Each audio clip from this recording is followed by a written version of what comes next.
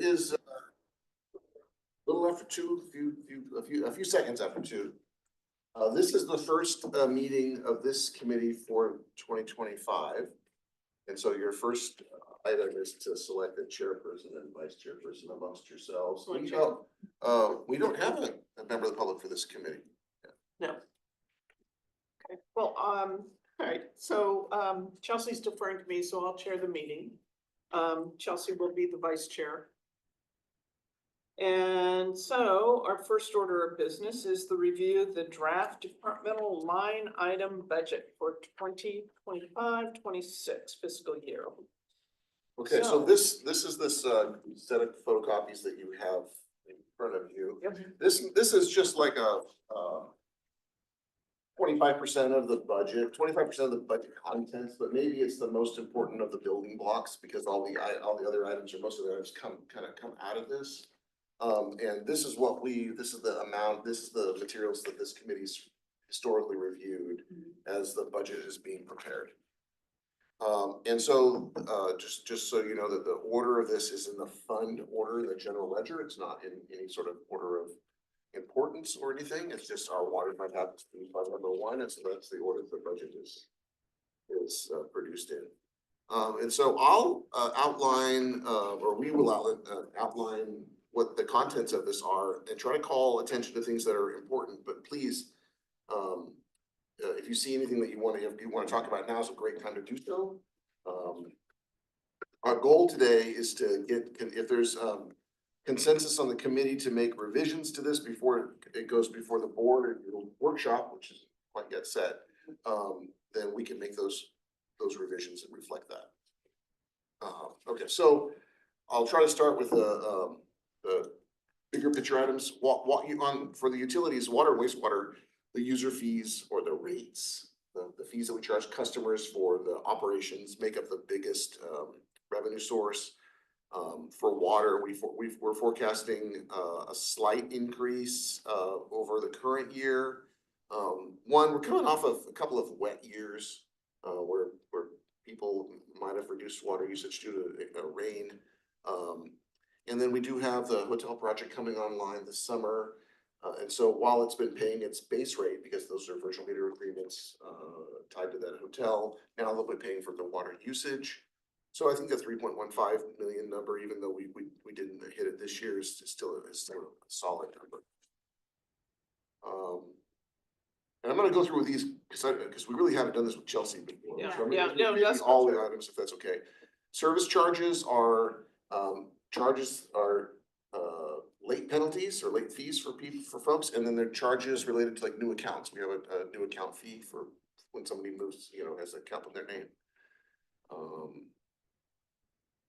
Interest income, that's interest only on the operating funds balance, and you'll see that's a material.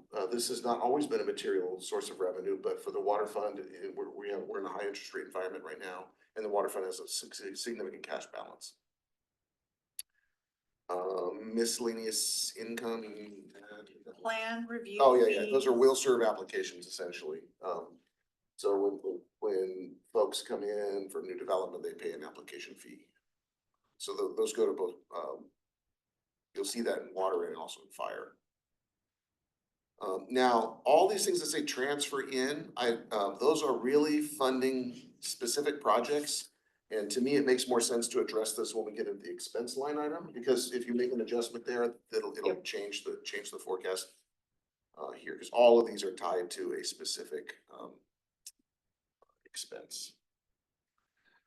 Okay, on the salaries line item, first I want to mention on the water and wastewater funds, you'll see an increase in both, and that's because we're recommending the addition of a new position and then a reclassification of our utility manager position as well. Both those have an impact to the salary range. The new position would be an additional senior operator, and those costs would be split between water and wastewater.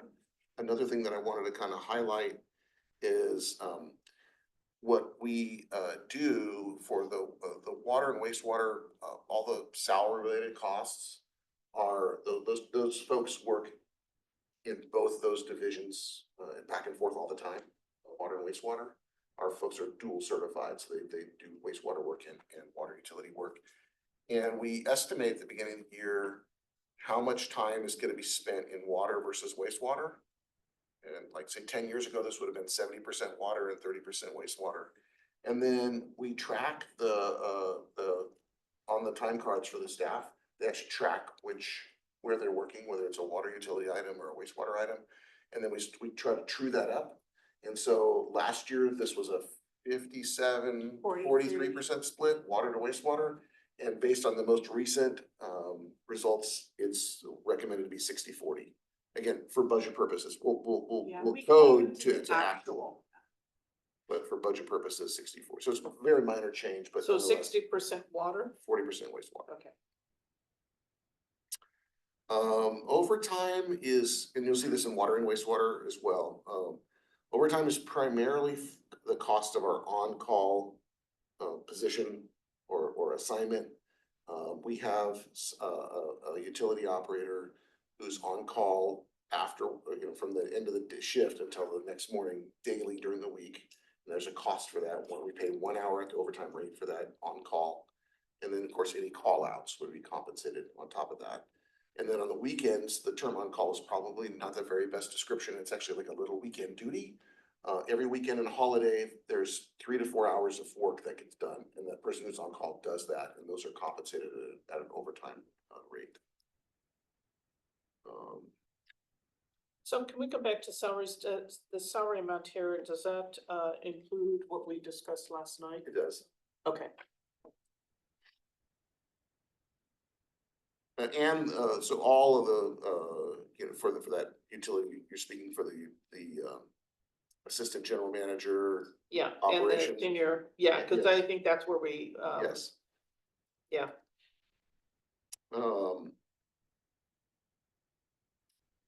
Let's see here.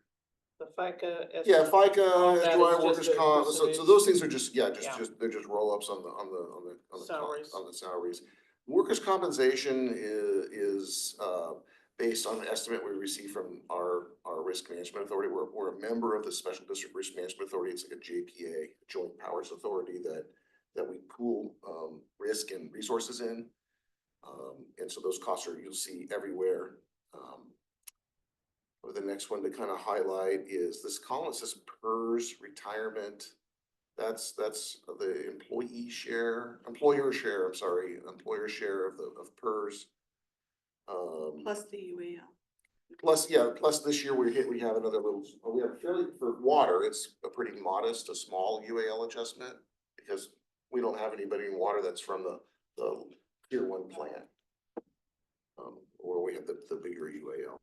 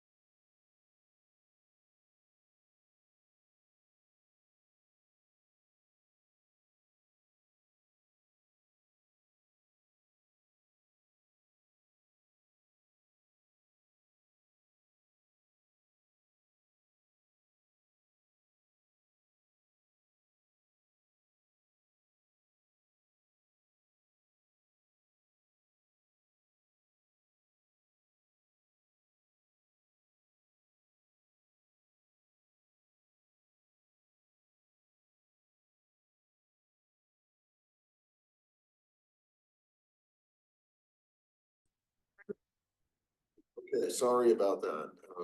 We were just talking about PERS health insurance. I think we discussed how we came up with this estimate. Yep. This thing called HRA account that just for your benefit, the district has for full-time employees, we don't provide vision or dental insurance, and sort of in lieu of that, but not only for that reason, we fund a program called a health reimbursement account at $2,000 per calendar year per employee, and that can be used for anything the IRS allows. That program's remained stable, the same $2,000 for at least 13, 14 years, but probably well longer than that. But we have a third party administrator administers that program, but employees can use that fund for things like co-pays and dental visits and vision and those kind of things. So that's $2,000 per full-time employee. Professional services. Consultants?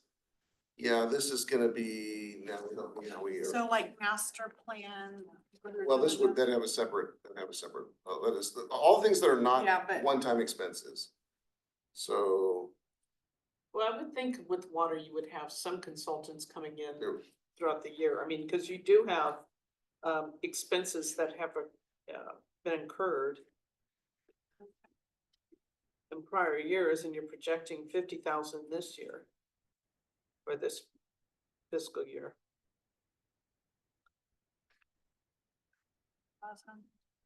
No, 32,000. yeah, 32,000 is our projection for this year, 33. Yeah. Oh, yeah. So, let's see. Well, part of it is, Raising of the system. raising of the utilities, let's see. It's all under one-time Is it expenses. the people who are doing the testing over at Tent City? No, that's in wastewater. Okay. Okay, so, raising, utilities. And then.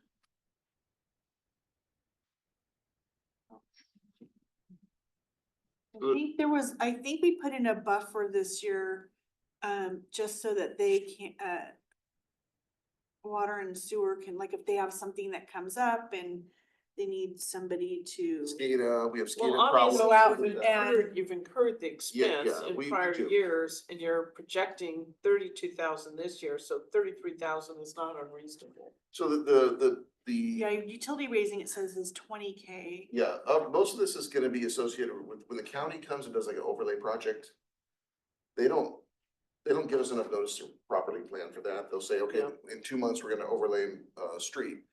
Then we've gotta go back afterwards and raise the manholes and the valve boxes so we can access the utilities. And so, so in some cases, we can do that work ourselves without cost, but if it's in a busy street, we have to hire either use the county's contractor or hire a third party to do the work.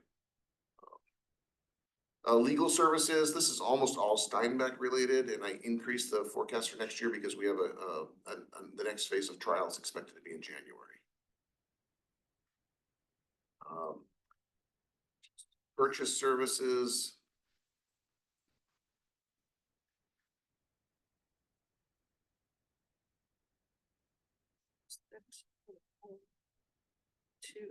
Professional services, 6,500. So that's like utility billing inserts, Or just data pros in general. data pros, I'm trying to think of what else. Well, that'd be almost all of it right there. Yeah, So do we have a third party that actually mails out the utility bill? We email them a file, they print, copy, and mail those items. And then we pay for the postage though separately. yeah, under postage, yeah. Cleaning, we have a contract service, so this would be step out the wastewater plant. Public notices, those are items that like run, sometimes if we make a code change, they're required to be noticed. Water analysis, this is lab work for water samples. We're required by the state to sample for a variety of items. And we don't anticipate that changing given the new regulations. This is on the water side, there aren't really any. Okay, Yeah, so it's on the and actually, wastewater? the wastewater, we've got new regulations, but on the water side, and we have a PFAS requirement this year that we'll be testing for, but it's all paid for by the federal government. They Okay. actually, they're actually paying for that cost They directly. haven't cut that yet. Not yet.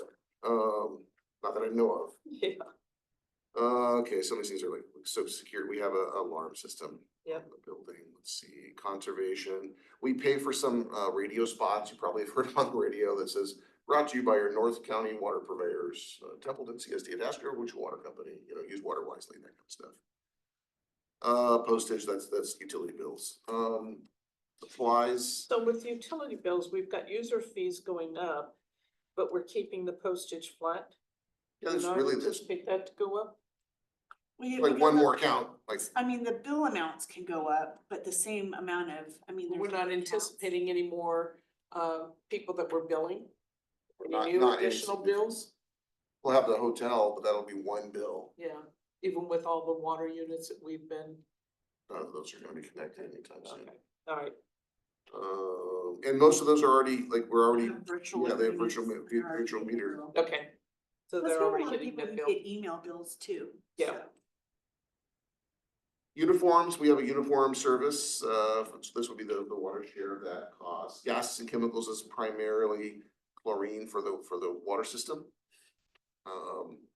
Large equipment repair and maintenance, so this is if we have to repair a, generator at a well site, that kind of thing.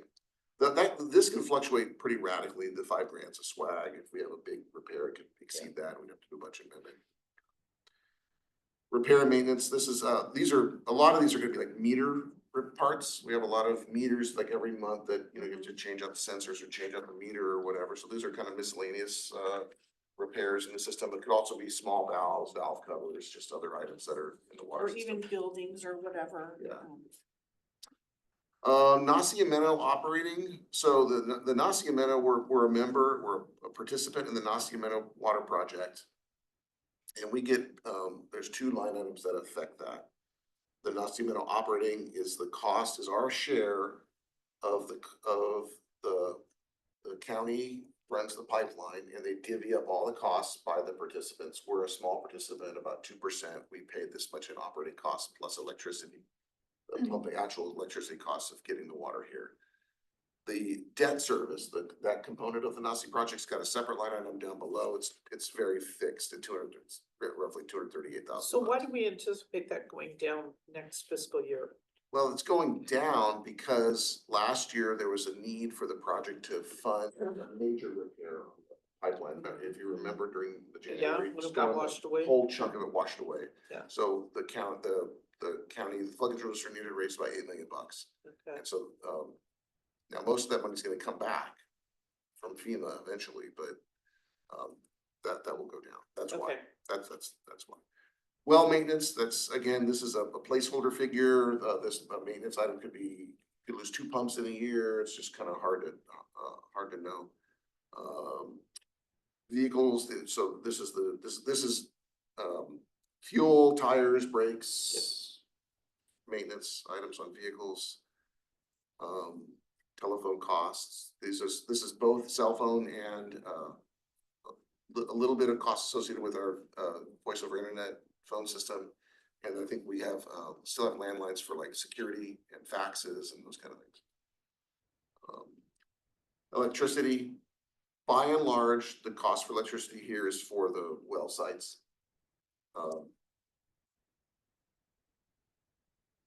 We recently, our county, you probably saw this at home too, recently, on January 1st became part of the 3C Energy. It's a community choice aggregation program. And so they don't, at the last time we looked, they didn't have a rate case. They're regulated a little bit differently locally, not a PUC, like PG&E is. And we still pay PG&E. PG&E still bills just like at home. Just the 3C is the generation component.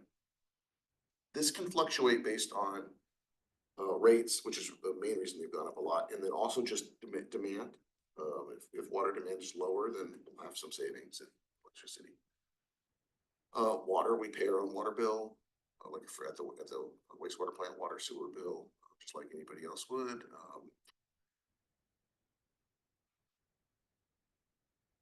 But why gas is zero?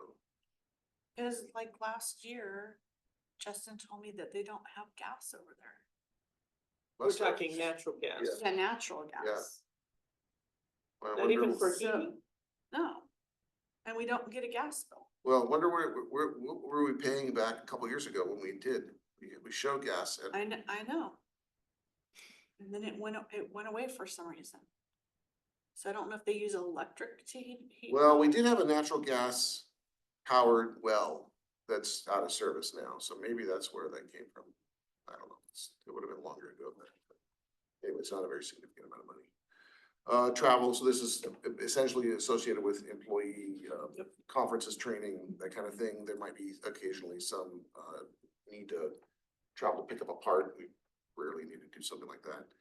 Other employee benefits, remind me. Those are the shoe, Oh, okay, yeah, we have an allowance for safety boots for employees, $200 a year per employee. So education would be the other side of the travel for education purposes, conferences, classes, those kind of things, dues and subscriptions.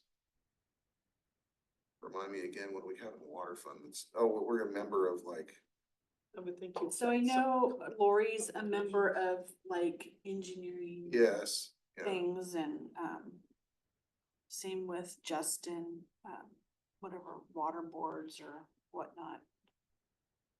Fees, this is gonna be like air pollution control district. We have to pay fees for our gas powered generators to register them. But we also have to pay for, the number of connections we have too. Yeah, we have a state like a fee to the state water board based on the connection size. So the next significant item is the water production, and this probably just, I wanna make sure that follow how this is calculated. This really is an expense on the water side, and it's a revenue to the sewer fund. The water fund pays the sewer fund or wastewater fund for the volume of water that's percolated at the Selby site as a water supply. Because we go through a great deal of extra care to make sure we can percolate all that water as a water supply. This cost for the $254,000 is based on the same cost that we pay per acre foot of water for the Nasi Meadow project, because they're both delivered at the same location.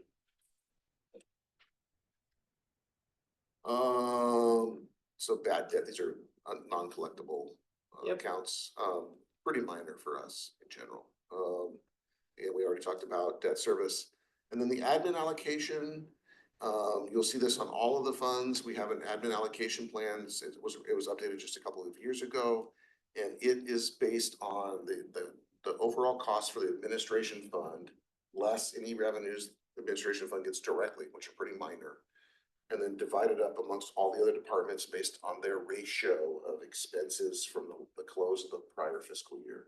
So in this case, to come up with this calculation, we're looking at the actual expenses associated with fiscal year 23-24. Because that's the last year that's been closed.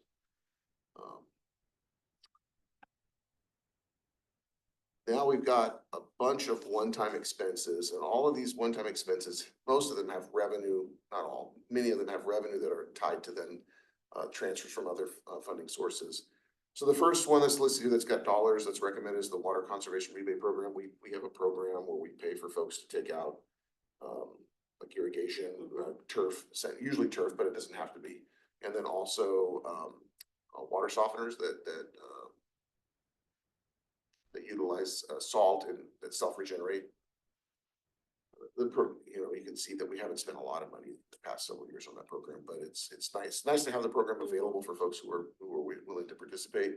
The master plan, that was the project that we just approved last night. It's split. It's actually going to be split over 3 years, but this is the first 2 years. A very small amount will also be applied in the following year, since it rolls through the late summer of 2026.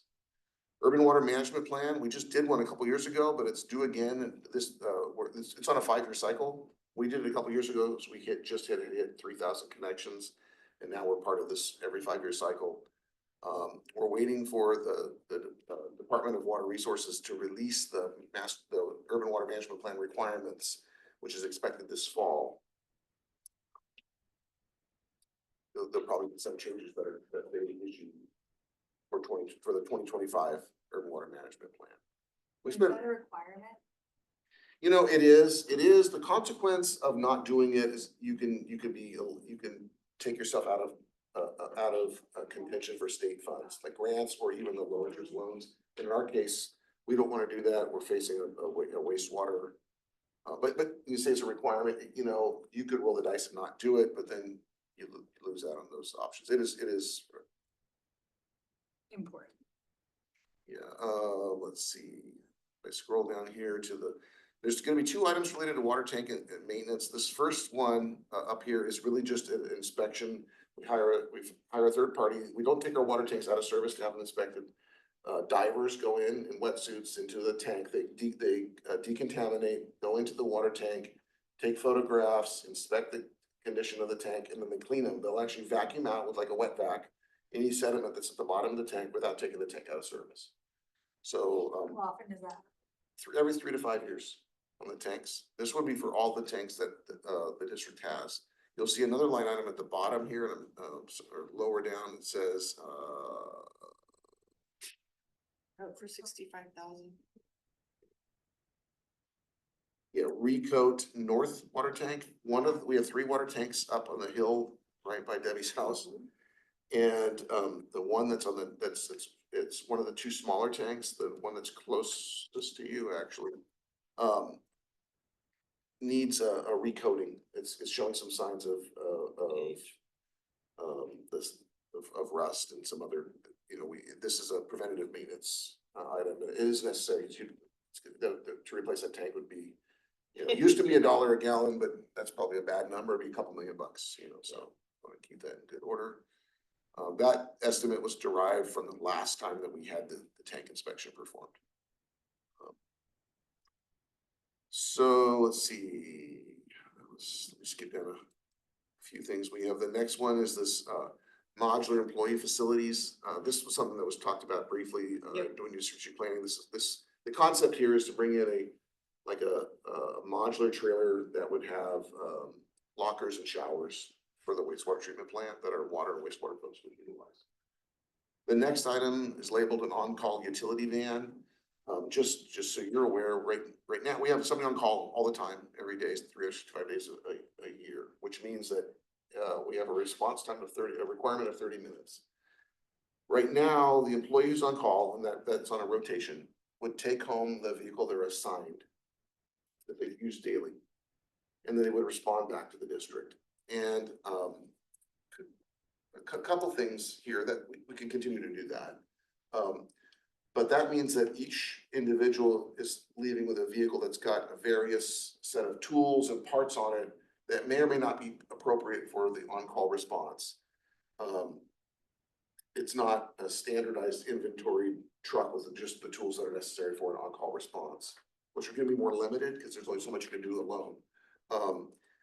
The second issue is and I think we've been really lucky. These vehicles are going to San Luis Obispo or Atascadero or out in the country or Paso Robles or Heritage Ranch or wherever these folks live.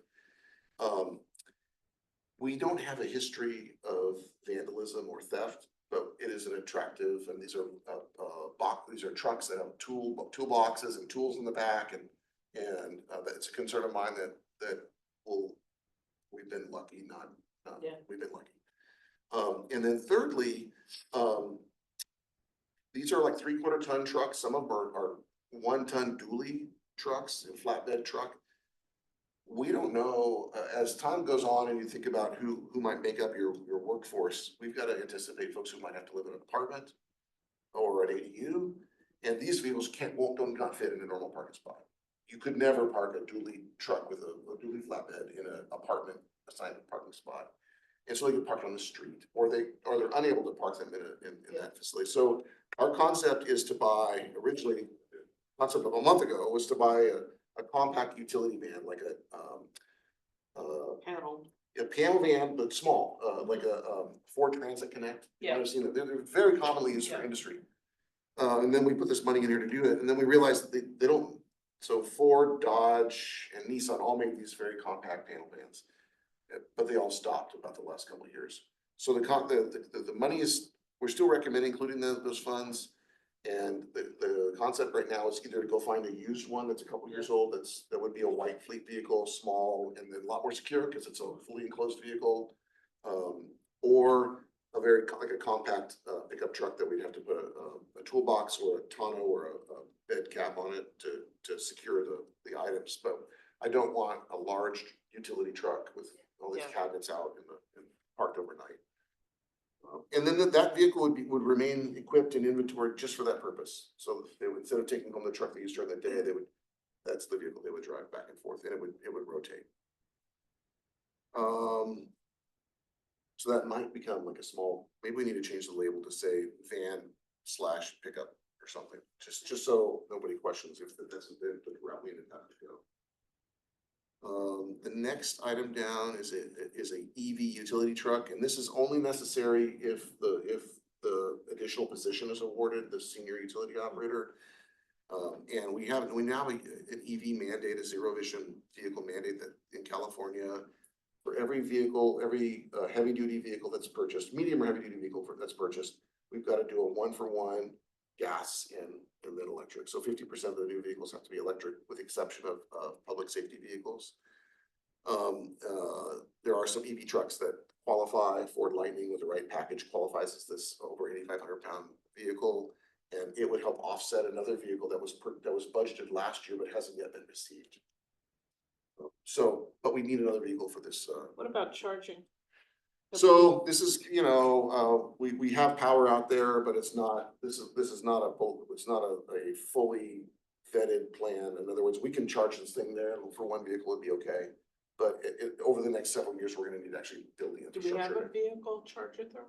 We have power out there, but Oh, but not a vehicle not a charger. devoted Okay. hardwired vehicle charger. We'd be Okay. relying on like a portable charger initially until we can, develop that. But it should be sufficient for, I mean, again, these vehicles are parked every night for 16 hours for the next day. Yeah, I'm not worried about that, but there's an expense to charging. There is. So want to make sure that, for purchasing an EV, that we're also anticipating with that. We need to get some electrical work. Yeah. We need to get some electrical estimates done before I can tell you what that's likely Yeah. gonna be, but in the short term, it'll work out okay. Okay. We need to, is these replacement, these analyzers?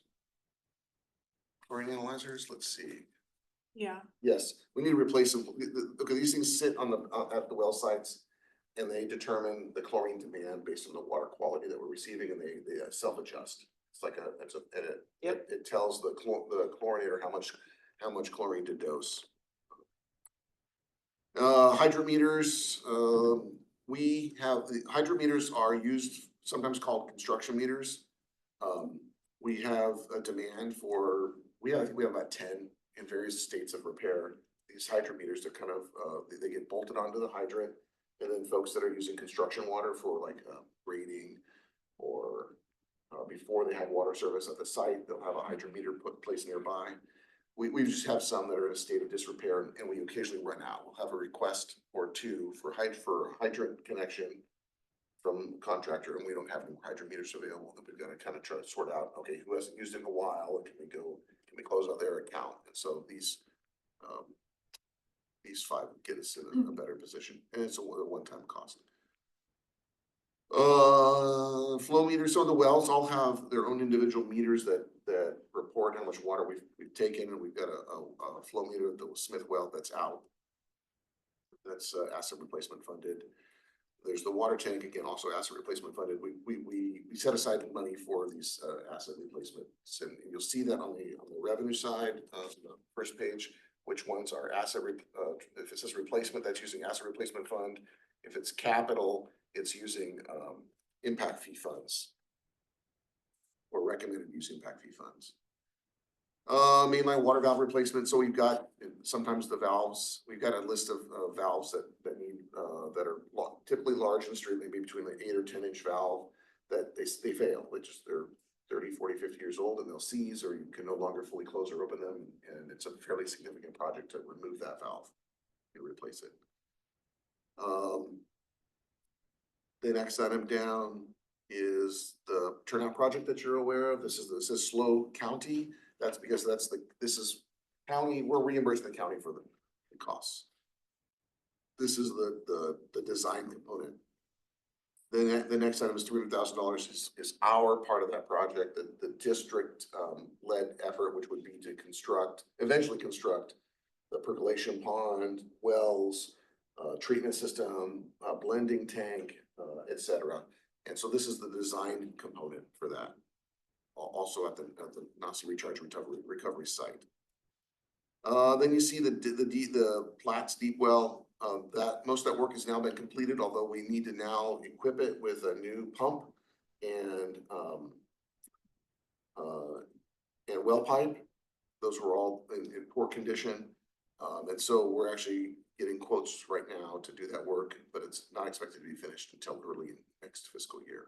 This would not account for the potential of, like, say, arsenic treatment system on that well. That is viewed as a short-term need. Once we have the Platts River well operational, we'll be able to blend those two to a level that doesn't require treatment. That's the expectation. Sometimes you don't know what comes out of the ground until you drill the hole. Yeah. And then Platts River well, that's the river well, that's the design component for it.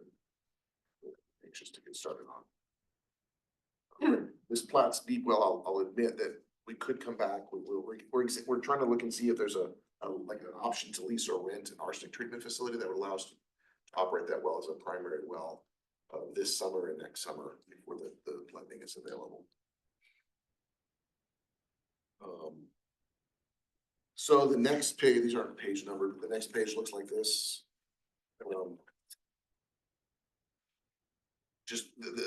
This format will follow for all of the funds. So our strategic financial policy states that we're to fund funded replacement or asset replacement, which is essentially the depreciation calculation from the last closed fiscal year. So in this case, fiscal year 23-24 for the water fund is $319,000.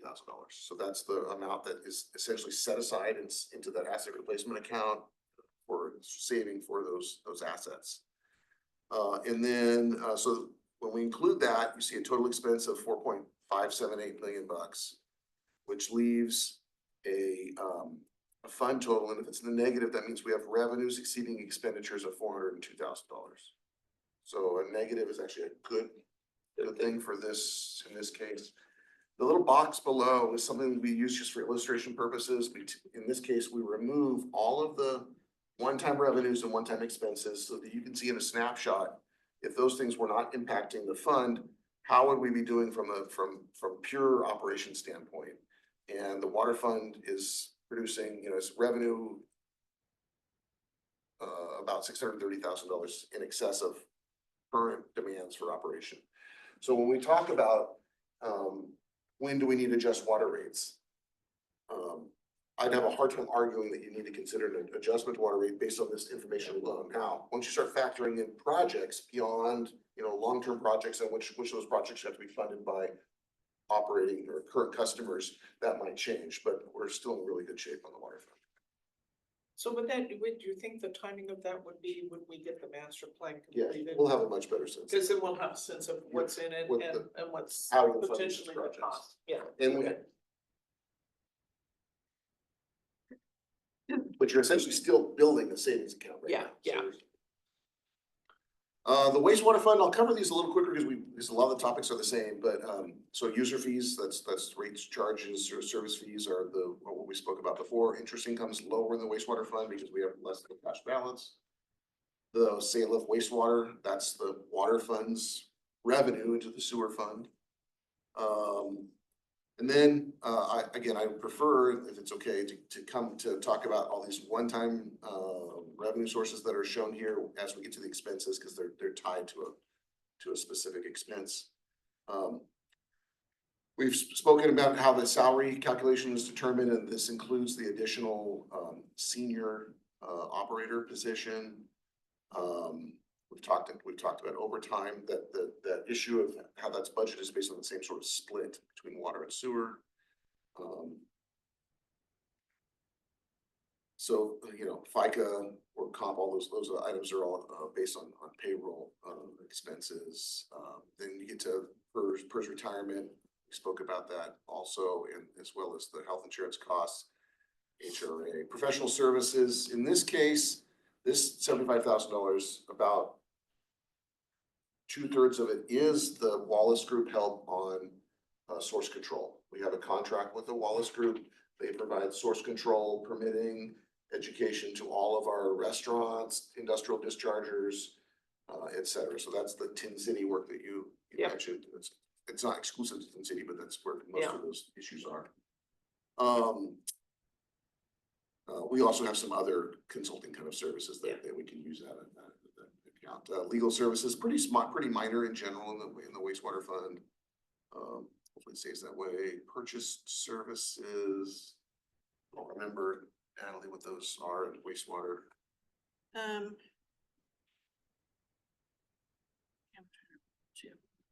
Some of that might be utility raising. Or that might have been. This is, GIS software. Oh, okay, GIS, that's right, that's something that's in the water fund.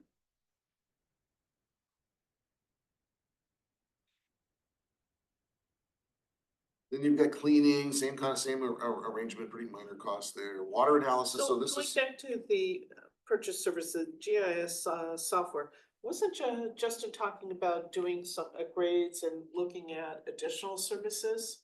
well, we just started this in December, Well, cause you've only got, you're budgeting less than what you project for this year. well, yeah, I we wouldn't didn't- think that he's Well, I done. think I thought, It's not done, it's a 3-year arrangement. but I think it had a higher startup. the first Upfront year. cost? Oh, yeah, yeah. Yeah, Okay. we did have a licensing, Okay, so there was some one time, early on implementation costs. okay, that makes sense. So this. And is some just of the, ongoing. then cleaning, let's see. Yep, public notice. Water analysis, yeah, probably the same issues in Yeah. terms of code change, whatever. Water analysis, this is the items associated with Rates. measuring things at the wastewater side. We have to measure our, our BOD and TDS and we report that information. And then also preparing for the new regulations. So postage, that's the half of the water sewer bill. Supplies, just. Yeah, supply, again, just a variety of uniforms, gases and chemicals. So this gas and chemical line is for use of the Evoqua system. We have a system out at the Lift Station 3 site, which is east of Ramada. Sorry? The bioxide? Yeah, the Evoqua bioxide. It's a chemical that gets injected into the wastewater to slow down its decomposition. Yep. So to reduce our odor concerns, and it's largely been working. For a while there, we had some odor problems, particularly along Los Tablas. So repair maintenance is pumps, we've got lift station sites and those kinds of things that are pretty significant. It can have fairly significant repairs, generators at those sites, et cetera. Vehicles, that's fuel, tires, all that stuff. Let's see. Okay, electricity, this in the wastewater fund is twofold. It's the lift station sites, and then it's the aeration of the wastewater treatment plant. Again, we've talked about, so the travel, education, those are related to employee items, dues. Fees, we do have a regional water control board fee annually, and the grading of our wastewater system just changed. And so our fee did go up to the regional water quality control board. Pay them to regulate us. Debt service, that says CWSRF, that's a state revolving loan fund. We received a loan, so we've had a couple of them, but the one that's active was a share of the East Side Force Main project was Yep. funded by loan, and this is the repayment. This goes on for another like 25 years or so. we paid, we had another loan, see that says debt service interfund, we had another loan internally that we paid off a couple years ago. And then here's the admin allocation costs. So we've taken the source control program out of the one-time expenses, and that's why you see it in that professional services line item now, because it's an ongoing area. New permit compliance support, we've listed that there as a one-time expense. That would be to get some assistance working with the Regional Water Quality Control Board. Once we get our notice. It could be MKN, it could be other consulting services. We budgeted for that last year, but didn't spend any money. So the master plan, this is the project just approved last night, same as on the water side, and then I'll skip a bunch of lines because they dealt with like last year's. There's the other half of the modular employee facility, the on-call utility van / pickup. It won't be both. The EV, the other half of the EV utility truck for the new senior utility operator. This other item here is for $35,000, is listed as a bypass pump / trailer. Right now, a couple times a year, we rent the pump and to move water at the Selby site. What happens, particularly the ponds G and F, which are the ponds that are furthest to the north or closest to that gate. Those percolate fairly well until there's about 4 or 5 feet of water in them, and then it kind of just stagnates. And so in order for us to prepare to do maintenance on those ponds, rather than waiting 6 months for that water to evaporate or go away, They need a little we're pumping help. it. Yeah, we pump it to another pond to service it. Well, we've been spending about 10 grand a year in renting these pumps. And so we're looking at purchasing one. We have our eyes on a used a pump that would need to have a trailer mount. Because we want this to be portable, that needs to move around the Selby site. It also is occasionally used at the wastewater treatment plant if we need to move water from one pond to another. There are some emergency benefits as well to this. If it's sized appropriately, it could actually be used as a bypass pump if one of our lift stations, our lift stations, most of them have redundant controls and redundant pumps, but you can actually have both fail before you can get a new one back in, and this can serve as a redundant pump source. So it's recommended that this Selby Pond Ripper attachment, this is an attachment that would go onto our large new tractor that would allow us to penetrate the ground where the ground deeper. And we're thinking that that's going to encourage better percolation. We don't have we have Ripper now, but it's not that deep. This rebuild the bar screens in a project that was funded last year is under contract, but the work won't be completed until early next year. So that's why it's split. The funding of it's split between this year and next year. And this was specifically approved by the board here just a couple months ago and budgeted a year ago. And then the west side lift station force main design, that's our obvious bottleneck in the collection system. And so while it's not this work won't commence on this immediately, and you can see we budgeted money for it last year and haven't moved forward with it. It is the next bottleneck, and if we are able to free up time, particularly on the engineering side, to tackle that, the design of that project, it would be helpful. Was the 125 including the 85 that wasn't? Yeah, yes, because we didn't spend any in 85, but the 85 wasn't, we got an estimate for the design that was higher than 85,000. That's funded out of capital. It's to expand the capacity of that location. No, we're not in a critical condition, but it is the location that we're most concerned about in terms of capacity. Here you see funded replacement works just like we talked about in the wastewater fund. Although it's a bigger number, primarily because the Eastside Force Main is a pretty new project that we brought online and are depreciating. So is the reason why we're not doing any OPEB? So one, we consider ourselves fully funded, Okay, but we for do water and wastewater? for all funds Oh, as of a few years ago. But there's been some information that is like kind of all over the place with our funded status. And you asked us in the strategic financial plan in the strategic plan to consider some changes to the strategic financial plan, which might require us to make some further OPEB investments. So I would be cautious about looking at that and going, oh, it's gonna be zero forever. Yeah, While the investments ebb and flow a bit, I'm thinking that if we get like a successive years of below a certain percentage, maybe below 85%. we've got what, 3.1 Yeah, 3.1 million. million? Yeah, okay, But we have long living retired employees. yeah, damn it. Um,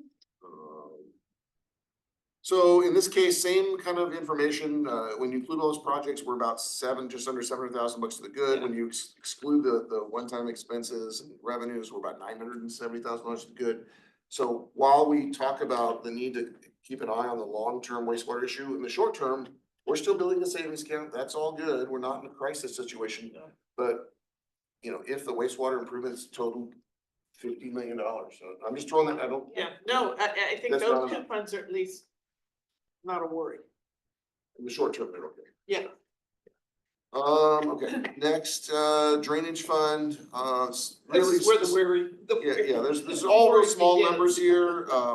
I will say that if you look at this, if you go to the bottom line, so we have, really what this is made up, we have a very small assessment on parcels that are paying into the drainage system, and it works like a little utility, although, you know, the district doesn't have the benefits that we do with water and wastewater in terms of adjusting rates. To be 100% compliant with Prop 218 and avoid any legal risks, you'd actually have to obtain a vote of those property owners to increase the rates. Would they have to vote in favor or would they have to object? Well, that's the protest versus the vote, and I think the Yeah. conservative interpretation would be they'd have to vote in favor, just They like. have to vote in favor. So, They're not gonna vote in favor of tax. so it's okay, we're spending about $3,000 more than we bring in. We have a tiny bit of the district engineer's time associated with this. Occasionally, we have some utility operators that might do some work in a drainage facility. The biggest expense is really actually depreciation. So In this about was, in about 5 years, we're gonna spend the balance down to the point where it's concerning and we'll have to deal with it. yeah. I mean, it looks like there's no projects here. It's No, strictly It's just reporting, staff. it's a little tiny bit of staff, well, it's only 10 grand. Yeah.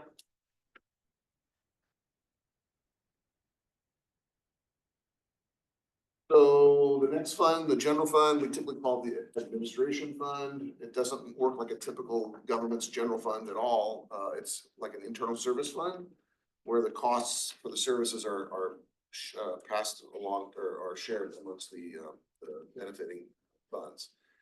So on the revenue side, so like when this room gets rented and TAG doesn't pay rent, they're our most common Yep. user. We have a church in here. We occasionally have like another meeting, like a.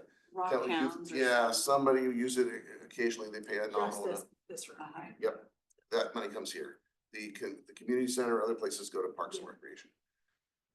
We have interest income, so small balance in the fund, so it How receives do interest. people know that it's available for rent? It's on the website. It is? There's a little brochure, we also have a little Got brochure a with flyer in the bulletin board out here, with Okay. all the. all the locations you can rent. Okay. It's just not a very, I mean,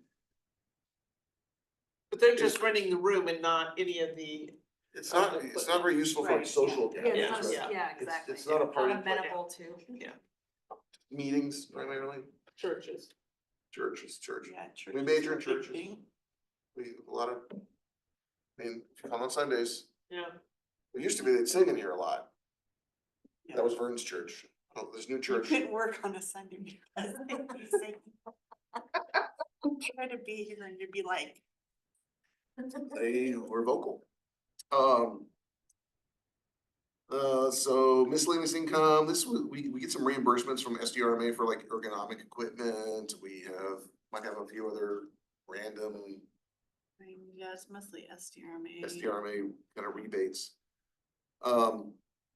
The big revenue source for this fund is obviously the transfer from other funds. That's that admin allocation Yep. program. When we get to this, I'll show you some challenges with that, this current year. And then this next one that says transfer in CERBT, that's our OPEB investment trust. And that dollar is tied directly to the retiree healthcare costs. So the healthcare cost goes up or down, this would go up or down. So salary, that's our forecast. By the way, this fund does not include, like, say, our customer service representative, that's paid entirely by water and sewer. We also have one other position in admin that's shared with water and sewer, that's our, Engineering is not included. Engineering is So not it's included. really the folks that are in Yes. that, it's office. us three. well, anyone Plus- that sits over there. Well, Not no, Maya. not Maya at all, Maya. and only, not Tasha. Tiny bit of A Tasha, little bit of Tasha. not, and then a little bit of our payroll person, cause their cost is split between water and sewer and this as well, shared duty. So, Okay. over, we have a little bit of overtime, then these, FICA, all these other ones are Yeah. kind of tied. Let's see, we've got first retirement, here's where you start to see there's a couple funds that have a pretty big impact or a bigger impact. This is because we have a more substantial UAL associated with our, I'll call tier one, or you might call legacy or classic, folks. We only have we only have two left in the miscellaneous category. Health insurance, same issues, difficult to forecast. We have an anticipated vacancy coming up, so we have a guesstimate in there with what that person might enroll in. The new individual, PERS Health retirees, this is that 242 that's tied to the OPEB trust. I think this number's gonna stabilize. We don't have very many more employees who are eligible to retire and be on the PERS Health Insurance retirement system. I mean, for most of the folks that work here now, if they retire from the district and they stay enrolled in PERS Health Insurance, our contribution is limited to, like, I think this year, $159. There's only 4 of us left. I mean, to retire. Two that are eligible. That for are it. eligible. Yeah, so this So it number should it's plateau. gone up fast, right, over the last few years, because we've had more Yeah. retirements, but that number should stabilize. Let's see, the HRA account, that's that same $2,000 item, annual audit. So that's the district's audit, that's professional services, this is primarily like IT. Well, it's Tyler. Tyler, Yeah, so it's Tyler, all of our utility billing, all our modules for that, yeah. And then CIO Solutions, which is IT, IT, and then we have Civic Plus web hosting too. director's compensation. So. We have a little bit of a cost for we have an annual stormwater report that gets filed, and there's a cost to that, and those, because it affects all the district facilities, the cost is paid out of admin. Legal services, The agendas. yeah, I don't have a lot that goes, when we do, the agendas get reviewed, but I get they charge like a half hour to review each agenda. And then we have the Liebert Cassidy Consortium. Yeah, we have a training cost for Liebert Cassidy. We did, if you look the year before, the current year projected costs, we had some legal issues come up this year that have affected the admin fund that were not anticipated. That are resolved, it should. Don't anticipate them carrying on to next year. Yeah. Purchase services. Purchase services is like internet, the shred cabinet, copy maintenance, pest services, Zoom. Yeah, our Zoom subscription was like $900 or something. Six time I just saw the check was just out. Yeah. Get addicted. Cleaning, we have this pretty limited service for cleaning. It's When do we think supplies are gonna go down? What?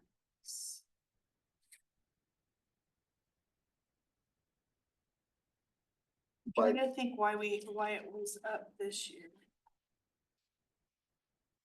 Is it we had- because some board members are not taking binders? less packets, less paper.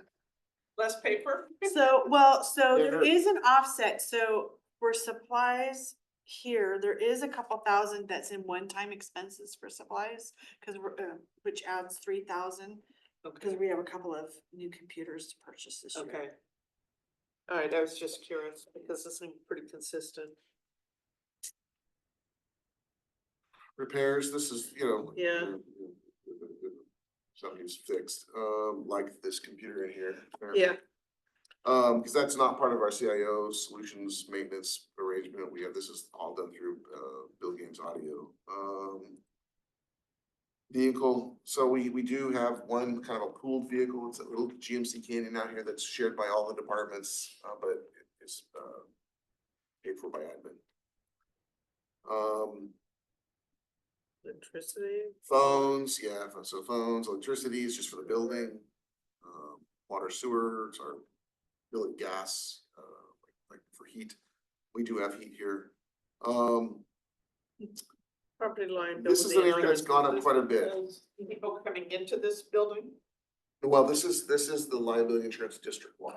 Okay. So this is, this is all of it, so every time we add another vehicle, their bill goes up. Fire engine bill goes up, Yeah. fire UTV bill goes up. But it's just going up. This and is the down. entirety. This is the entirety of the Yeah. districts, yeah. And so- then you allocate back to each department appropriately? Well, through the admin allocation Yeah. program, so yeah, but you can look over the past 2 years, this has gone up Yeah. almost 50 grand. Oh, I had a 75% increase in my homeowner's insurance. That's equivalent to what Mine this just is. went up This is- too, yeah. This is, It was actually my umbrella policy. Yeah, mine went up too. Yeah. so if you look, so as you tally these things, in admin, our costs are up, almost 100 grand. From last year budget to this year budget. This right here is 20,000 of it, the PERS costs are about 15. The PERS retirement costs are, And the health 16,000 of it. insurance and Health stuff. insurance is up significantly. Those are the line items that went up. But it leads to another 100 grand that gets spread across the various departments. And as we get to the next couple, you'll see where they land and why. So all the other costs are pretty stable from one to the next. I will tell you that we don't, I didn't inflate costs due to tariffs or. Yeah. It's just too hard for me right now to even guesstimate what's gonna happen Yeah. with that, 'cause every day it'll be something different. We like excitement. We do have some one-time expenses here, the compensation study, this is to refresh, update our 2020 compensation study, that's just a guesstimate, I don't have a quote for that, but, I think that should be close. We do have a couple computers to replace, the current version of Windows is no longer sometime in October is not being supported in Techtegrity, our CIO. Is requiring that we replace machines that are running on, that cannot be updated. And then we're gonna have some costs to update all the district wide that are, so all of those costs are paid for by the admin fund. Yeah. And then spread to the other departments. Those are the two. Funded replacement, we do have assets like this infrastructure in here, this, this what is now functional IT. Copy machine, that kind of stuff. Vehicle. All right, you're not, I'm just gonna keep going. So Yeah, keep going. We're on a roll. All right, fire, so I wanna review my notes, because I made some, I'm really sure to miss, I'm using my little paper. So, and this is, next fiscal year is gonna be the last year for the safer grant. So, Yeah, Let me it's get caught up with- February 16th. I wanna just back up for just a quick second, because I failed to review my note here. Sewer fees were up a little bit, and that's almost entirely due to the expectation of the Cambry Hotel. It's gonna connect, because they're not. Yeah, paying yeah. anything right now. We know those PERS, we know those costs, 90 grand, fire, okay, here we go. So first, just some assumptions, on fire before we get into the details. The safer grant, the safer expenses, so the 2 full-time firefighters and the reimbursements associated with engineers, I'm sorry, 2 full-time engineers and the reimbursements that are associated with that are both included in here for 7.5 months through the middle of February. That's when our current safer grant expires. This budget makes no assumptions that we would be awarded that again. So I guess from that point of view, I'd say it's conservative. Additionally, the fire fund can be quite volatile with regards to both expenses and revenue associated with out-of-county calls. So for the past we've structured the fire department the way it is, we have entered the budget year with the assumption there are no out-of-county calls that we're gonna participate in. And then if we do, we'll do budget amendments to reflect both the revenue and expenses. It is not insignificant, I mean, and it's quite dynamic or variable. There could be, one call for one day that's out of county that has minor impacts, or there could be three-week calls. Mhm. And so it's almost impossible for me to guesstimate what those might be, and so I've just included none. And come back after that's known to report that. In all cases, for all the calls we participated in over the past several years, we've been able to achieve more revenue than direct expenses. Yeah. So it's been beneficial to participate, and we've shoved that money when it's been in excess into the asset replacement account, at least the engine cost component of it. So I just wanted to note So the that too. expense side would be the overtime that's incurred It as a has, result of yes, having staff out of Backfill. county and backfill. having to backfill So- those positions. yeah, we'll, Okay. that's where you'll see that. Let's see.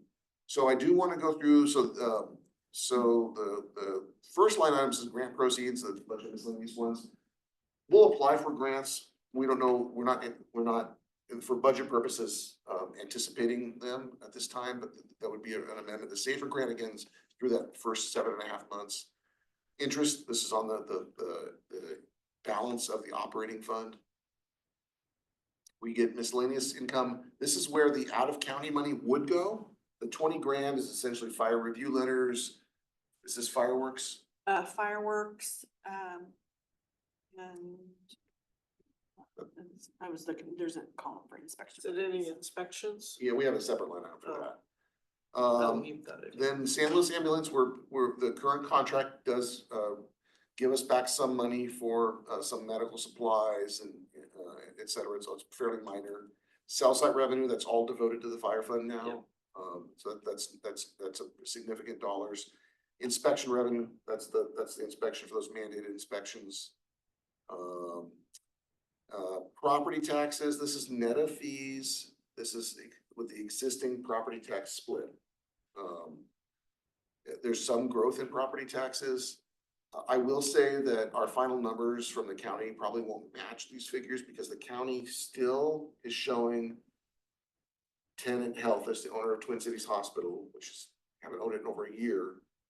Adventist Health, 99.9% sure will get a property tax exemption. They're a nonprofit and every other facility has it. And they were gonna retroactively affect it and they're gonna come claw back the money from Yep. us. And the county's told us that's what's gonna happen.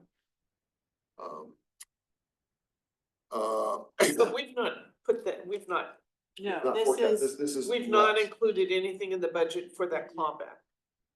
well, no, we're not including it We've in the actually figure. We've actually excluded the revenue initially. Okay, So- okay, good. But I do wanna note that. this is- So that's an assumption that's in here. Yes. Measure A, so this is the parcel tax. It goes up a little bit based on, an inflationary factor, and there are some new parcels that get generated every year, every time an app records. Weed abatement, this is a swag, it's a pass-through expense. When we incur expenses, we get reimbursed or we, bill the property owners. This number might vary pretty dramatically, but only if we have incurred additional expenses. The CFD funds is $82,000. I want to come back to that because we have not programmed this revenue source in this fund previously. Yep. So, if you could just kind of hold that for a second, we'll come back to that after we're done going through the expenses. And there are no revenues forecasted for one-time expenses, and I'll get to that in a moment too. So again, when you go down the salaries, it shows like a decline. That's because the full-time engineer positions are not funded after mid-February. Otherwise, this Yep. figure would be higher. Overtime, this is our best estimate. Overtime is another volatile expense. It really depends on, last year we had a couple of, the overtime that you see there, that 133 includes the out of county coverage, which is a significant portion of it. And then 2, we had a couple of firefighters, 3 that had extended leaves due to either personal illness, family illness, whatever. That is, so that's volatile. We're so small that statistically we can't really predict what's gonna happen. And firefighters can do a lot of swapping of shifts. And so our overtime costs, if they swap a shift, is kind of nullified, but if they take vacation or comp time, then the backfill that spot, triggers overtime. So 75 grand, you expect that number is gonna change over time, particularly if we go on an out of county assignment.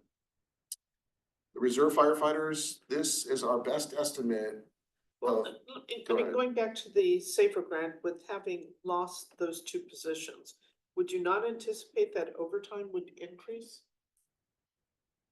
No, Okay, so you think only- you could still cover? well, only if we can maintain, only if we're gonna downstaff to Yeah. two-person coverage instead of three. So these calculations are based Okay. on us essentially reverting to the old staffing model. Right now, we have 3 people on, one of which is a reserve firefighter 24 hours a day. Or scheduled, occasionally they're not all here because, Yeah, these calculations of both overtime and the salaries and the reserve firefighters. That line item are all based on, after mid-February, reverting to 2 persons 24 hours a day, one of which is a reserve firefighter. On 2 of the 3 shifts. And then a 12-hour reserve firefighter during the day, which is what we were doing prior to Yep. Safer. So I'll say the 2022 level of service.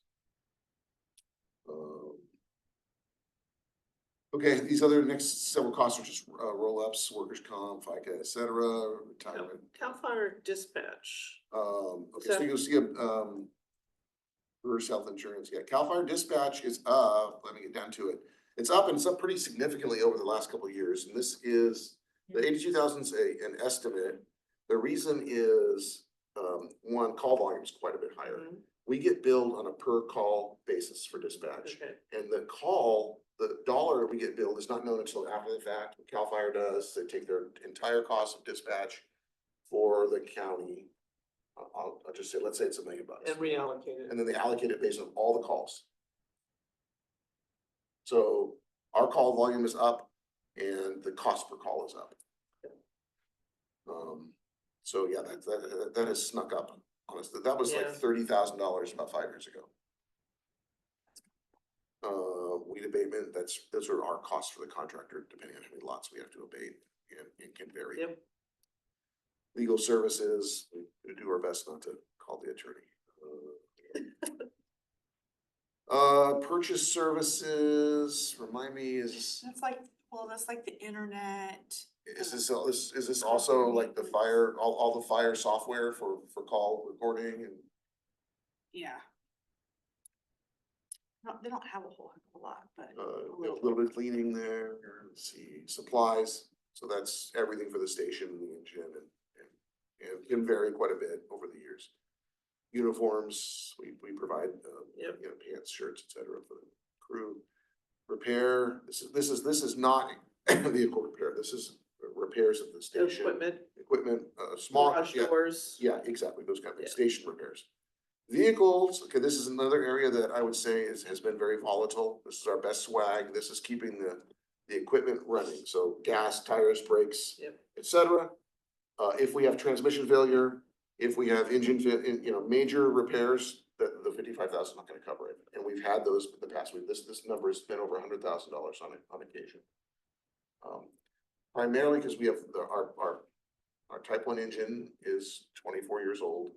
And has gone through some expensive repairs.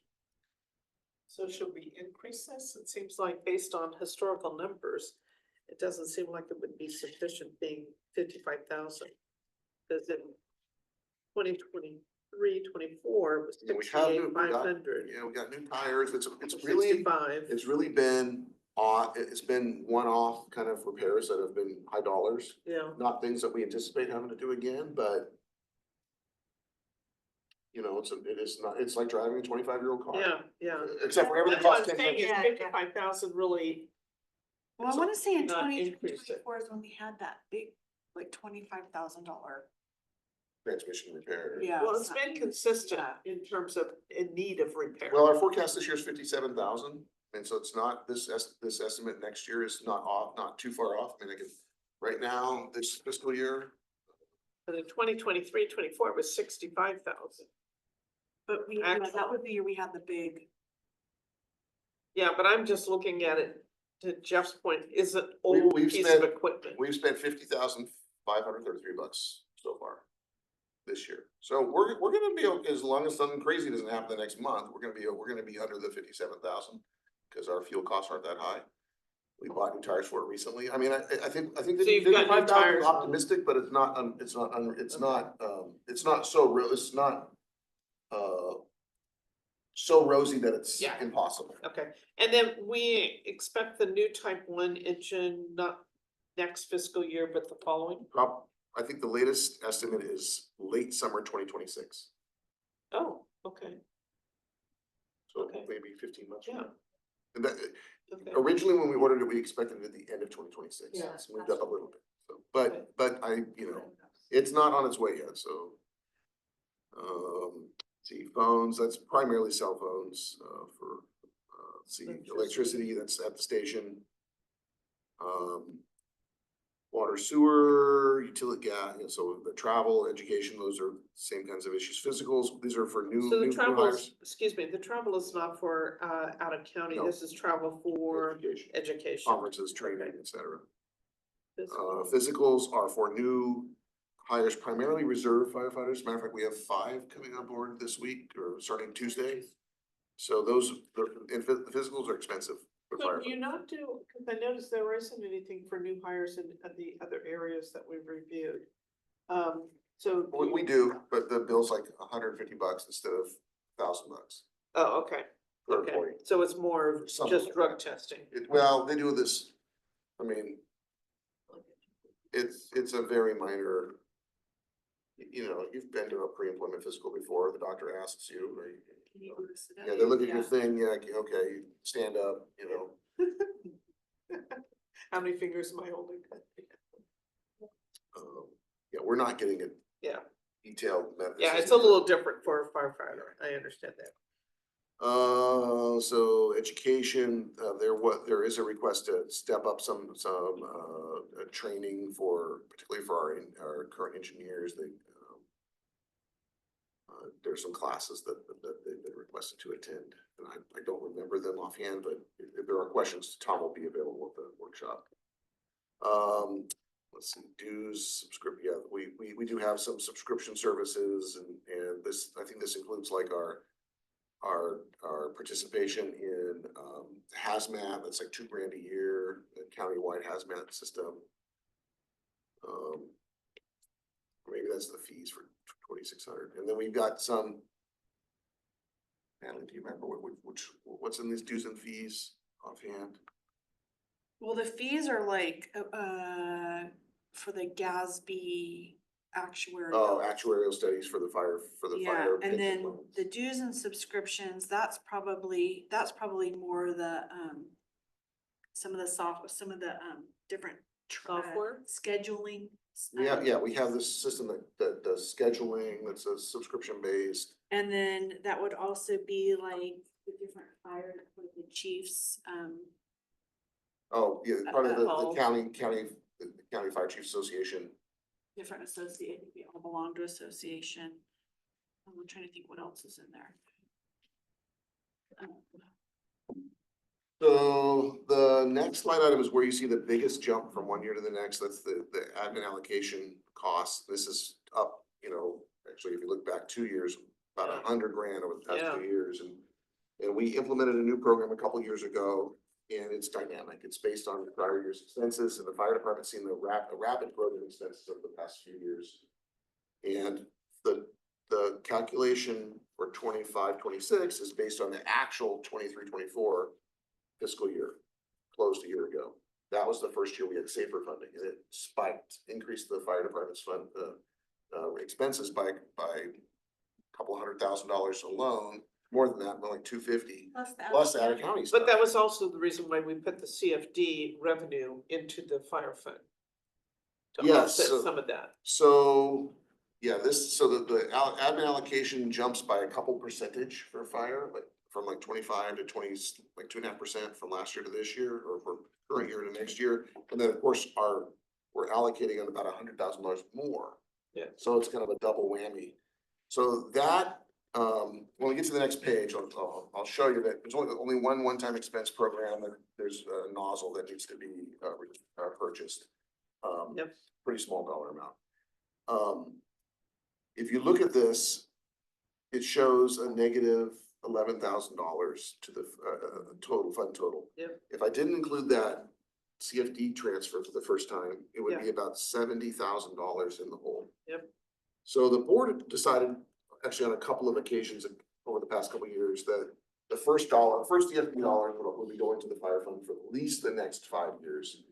And so you have a couple of choices here. I'm recommending just go ahead and show, this is the current year's CFD revenue that's expected, this $82,000, so current next year. Just transfer all of that to the fire fund, which is what your policy more or less says. You have another option though. You could leave that you could move that CFD money into the future fire placeholder line item. We have a savings account built up for this future fire expenses. It's got about $450,000 in it right now, because we knew we'd be deficit spending in the future. You could move that money there and then only move out of that same account the approximately $70,000 that's necessary to achieve a balanced budget. Either way, we're hitting this kind of hard. I think we all knew the deficit was coming. We didn't know when it would hit. Even if there was zero increase in the admin allocation, there'd be a deficit. Yeah.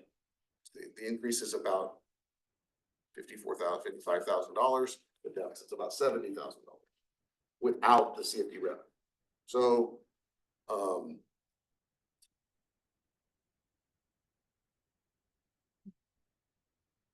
I anticipate this will be a subject of discussion with the board. Yeah. I mean, I think I can go back and show you back when we modeled this. This is about when we went from surplus to deficit, about. Based on the 10-year Yeah, plan. based about Yeah. halfway through. We're halfway through that modeled period. And I'm comfortable with what is in the budget right now, that 82,000, but, yeah.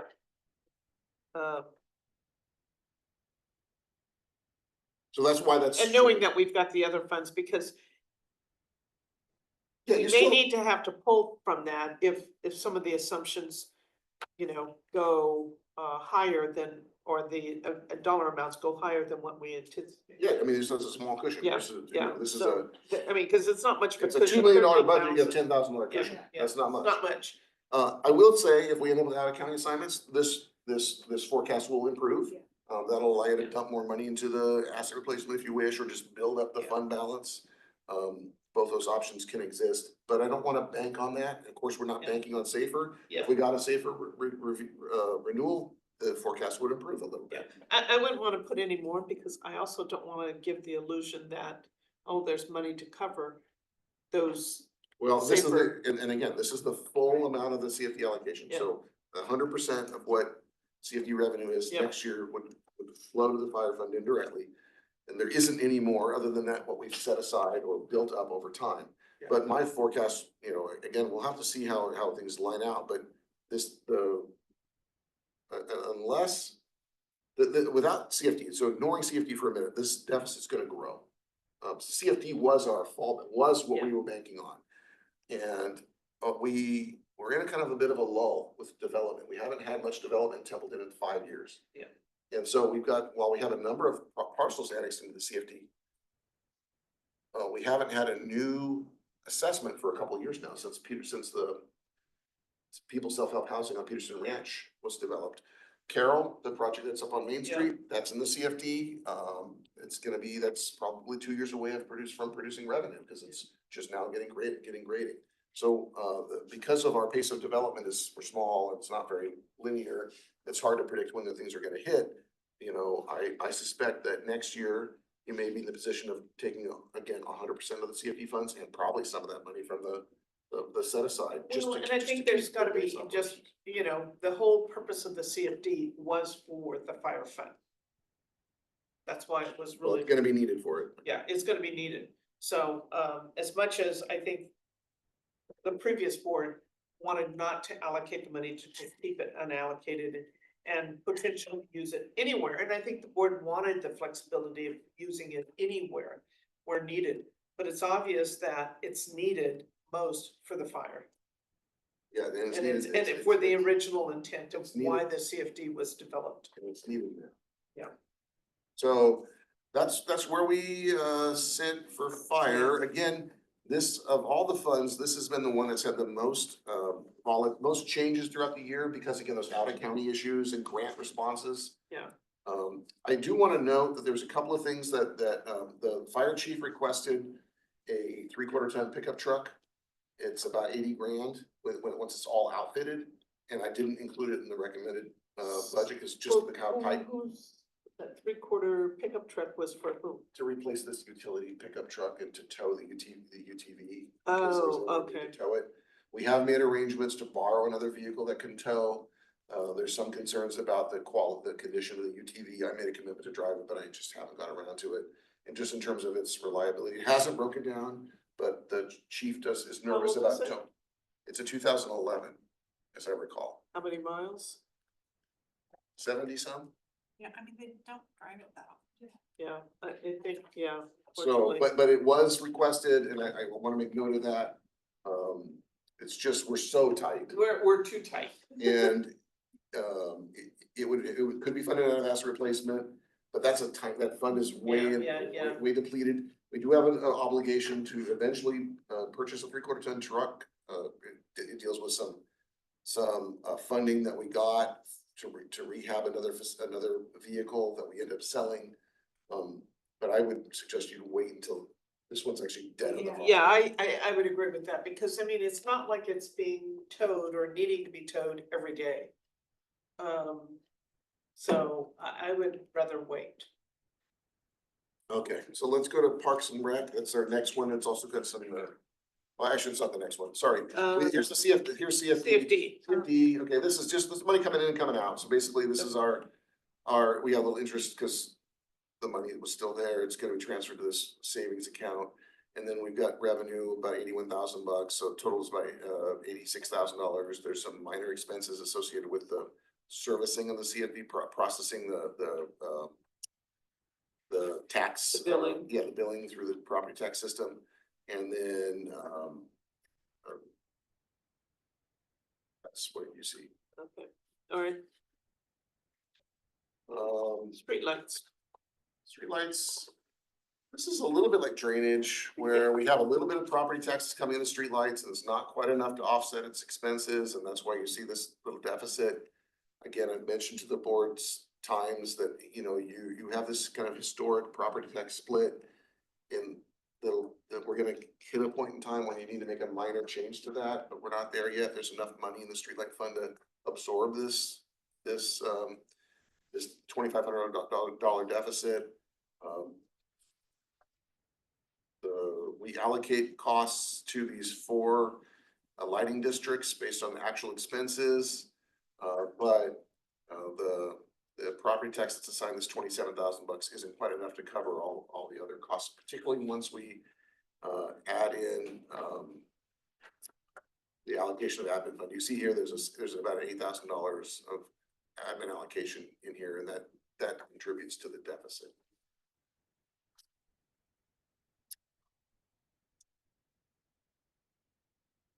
Yeah, park and rec. Park and Rec, and for, particularly for Chelsea's benefit, this fund's undergone some changes over the years. It used to be that we maintained a separate solid waste fund, and then about 3 years ago, these were merged. 4 years ago, we merged these funds together. And so when you see franchise fees, that's the solid waste franchise fee. We get a 10% franchise fee on waste management's essentially collections within the district. So that fund has grown, particularly when we were doing some SB 1383 rate adjustments. There were rate adjustments that increased fees, so that created a larger income stream. The 10%, like, that's fixed, that's what all we get. It's fixed. It's in the contract. That's what we receive. 10% though, it's not a fixed figure, because as there's growth or Right. increase in fees, that 10% goes Percentage. up. Yeah, but the 10% is fixed. And this was a way of kind of filling the gap between what we received in property taxes and Got the deficit in the park and rec budget. Similar like what we're doing with the cedar funds on the fire. Program income, we've added a new, I think there was a request of. Might have been the Parks and Rec Committee, I can't remember now, to break out concerts, expenses and income. And so this is the concerts, it's a new line item. It used to be merged with miscellaneous.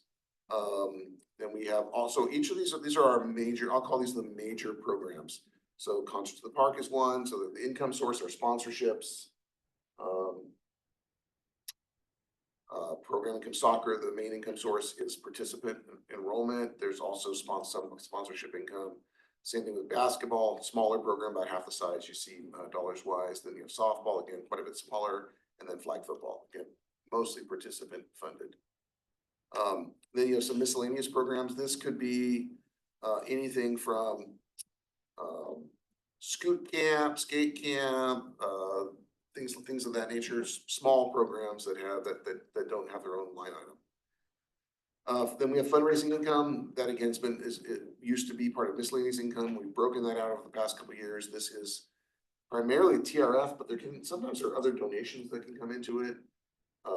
The $13,000 that's budgeted or programmed for next year or recommended to be budgeted for next year is basically the assumption that there is not a living the dream. It was not very successful this year financially for TRF, and just right now, Mel doesn't believe that they're gonna come through with running that program again. They are doing the beer run, those funds would come to us, and then Mel thought we could do a couple of drive-through kind of or barbecue fundraisers to keep to assist with fundraising. Rental income, this is community center, rec center primarily, but also includes parks. We do have sports teams that use lights or rent park facilities for certain activities. It's fairly minor. The community center income, we're starting to see a slight rebound from COVID. I don't think it's back to pre-COVID levels, but we've had an uptick in requests. I think a minor uptick in requests. And then the income at the rec center is primarily preschool. There are a couple of groups that use it like on a fairly a time or two a month. But it's the rooms there are available for other uses. Interest on the balance of the fund, operating fund. Miscellaneous income could be a whole host of other sources. I'm a blank on it.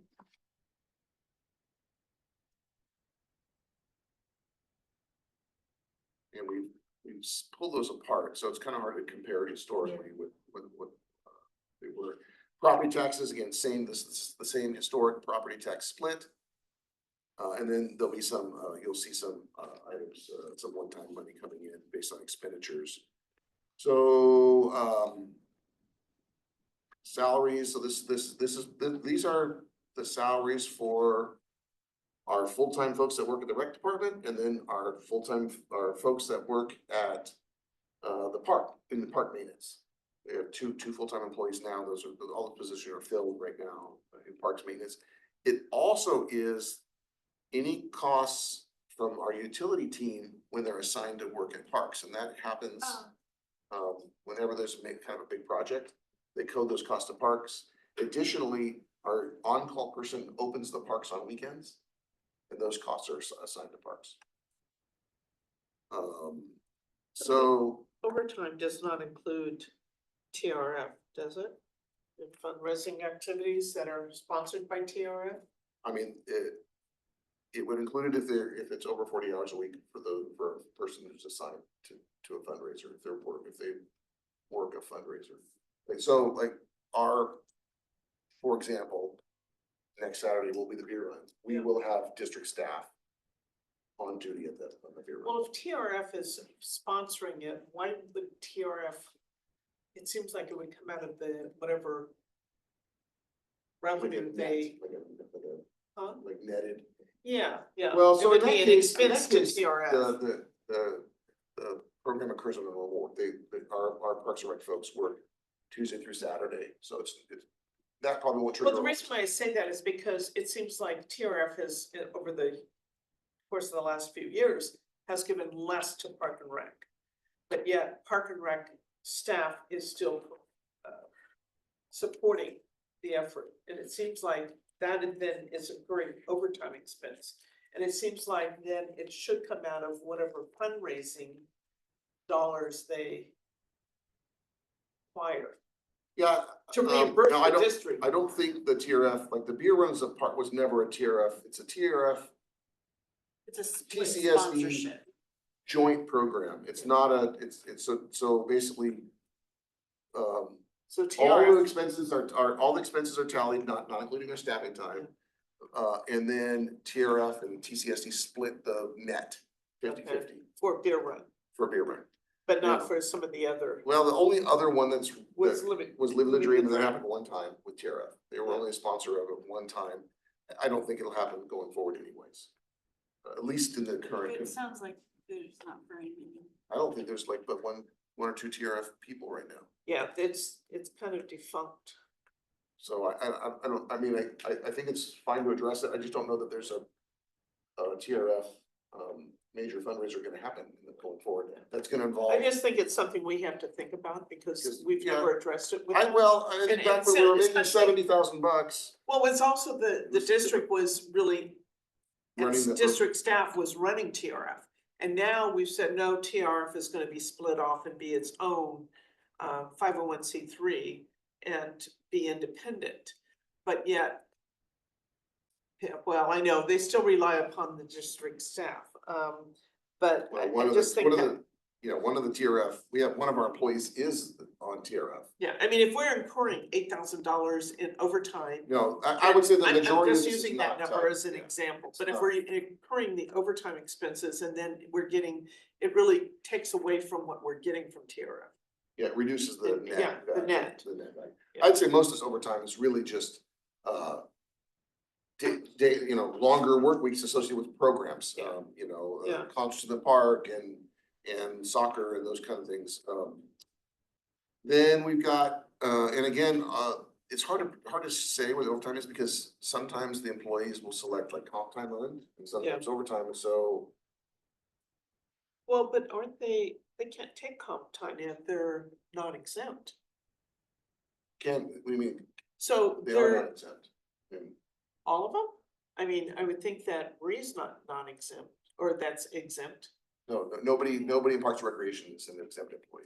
Okay. So Nobody is- not no- even Mel, Correct. Everybody's an hourly employee. hourly employee, then they should be able to take No, they can comp earn, time. a public employer can You earn, have to do that? yeah, Really? very Wow, common. cause you can't in private sector. Correct, yeah. Yeah, Yeah, we have a lot. the only time you can do comp time is if an exempt employee. Okay. So then the costs for staffing are broken down between all of the activities, and Yeah. that's why this gets a little confusing here, but like official soccer, those are our soccer officials, basketball, so forth and so on, and then you see all the benefit roll-ups all related to those, so we can track expenses associated with all the main activities. When you get down to, These are staff, of course. these Those are are, the part-time employees. Yes. So, remember? okay, that- Yeah. so all of our sports officials are part-time, typically high school age, not Those exclusively. highly Yes, paid uh-huh, yes. teenagers. Those $15 paychecks. That's them. Those are all split up. PERS retirement, this is for the full-time, Yeah. folks, so this would, now you see a pretty big jump here. That's because we have another legacy employee in Parks and Recreation. So big UAL, a bigger UAL than we've seen, in the recent past. Healthcare, it's up considerably, couple reasons, changes in number of dependents, we've had that happen, and then our most recent full-time hire, well, late last year, full-time hire has a whole family on the plan, that wasn't what was, you know, we didn't have that anticipated initially. So HRA, that's that, health reimbursement account, $2,000 per employee, let's see, What was the professional services budget so large for? I think it was a tree trimming. yes, Oh, yes. Legal, again, minor, purchase services.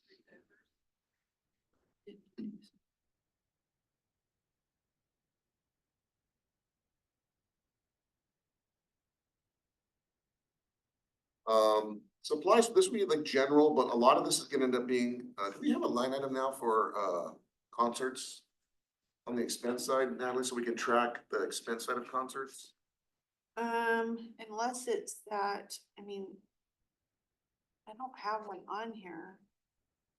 It's just And I because if we're think trying to net out concert, Yeah. if we're trying to net out concert, net revenue, we'll need to be able to separate the expenses as well. I guess we could do sort of on a project coding basis, but I mean, it can just, I mean, it could be where it just says program expense, it could go there. Program expense, concerts, because that's where all those the dollar amounts in there, that's Okay. where it would have gone. okay, let's just So- label that so concert that's then. concert. That's gonna be. I mean, we kind of keep track of it a different way too Yeah, in our system, but. well, cause that would be your Well, it's everything. There's a lot of expenses. electricity, yeah. It's, yeah, we have a sound system. Yeah, the sound, We that's have what. Yeah, all the security, Yeah. bands. we have the band payments, we Yep. have the payments to the county for the Yeah. park rental. Okay, so repair and maintenance, this is primarily at parks, park Yep. facilities.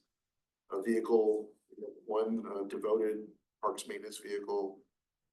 Program expenses, again, that's what's gonna become concerts, let's see, then we have all the other, these program expenses for soccer and basketball, those are non-staff expenses, so that's like uniforms and balls and So stuff. on parks, I mean, cause repairs and maintenance, I thought we talked about some painting and also coming together with some That's down maintenance further schedules. in the, under the one On time. the expense. one We have to- time. yeah. Oh, is that under the one We time? do, some of that's gonna be, Okay, we'll good. implement now, but those can take some time to Okay. get sorted out, but. Got it. I wanted to make sure Then it's we captured. get phone, electricity, that electricity is gonna be both at the parks, that's primarily parks, but also at the rec center and the community center. But like field lighting, water, that's primarily parks. Irrigation usage. And then you get to, here's the admin allocation, here's another area where it jumps. And again, a little bit because the parks fund is growing, while some other funds were more stagnant, and then because there's more money to allocate out, so 20 grand addition in parks recreation. Then you have some one-time expenses, some recommended tree trimming at German Park. A computer that can't support the new version of Windows, or the version of Windows that can support isn't being supported anymore. There's we have a request to replace, we have two kinds of field, well, maybe more than two, but we have a robotic field line sprayer. But it cannot cover all of the locations.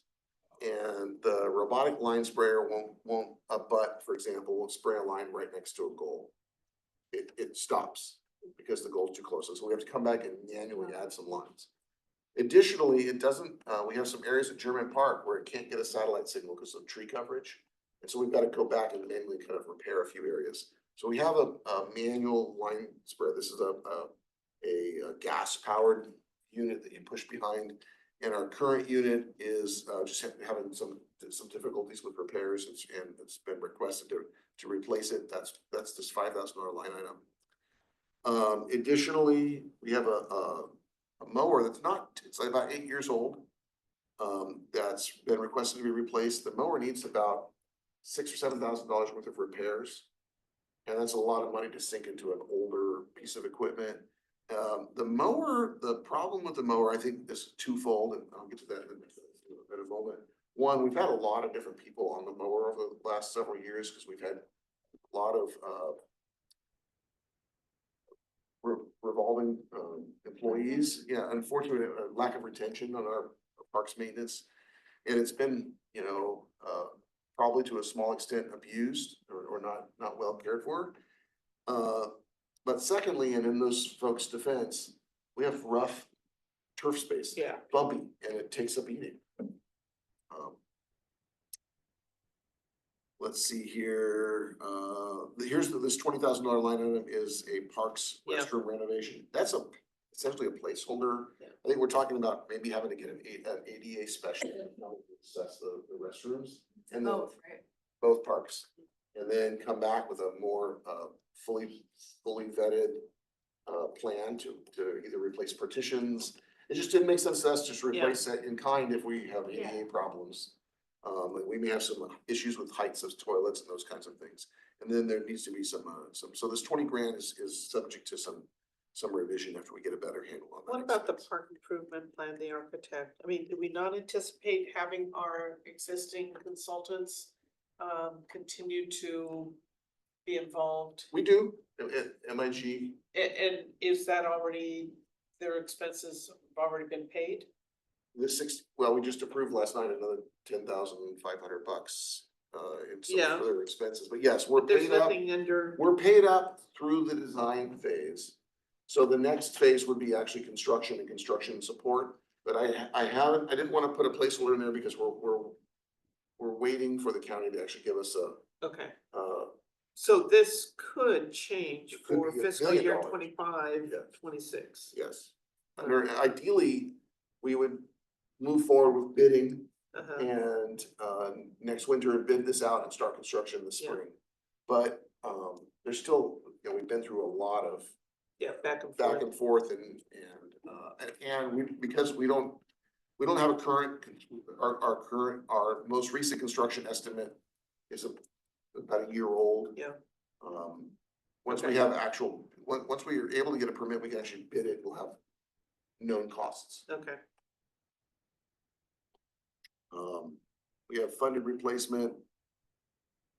Again, that's on the assets, both Park Center, the rec center and community center.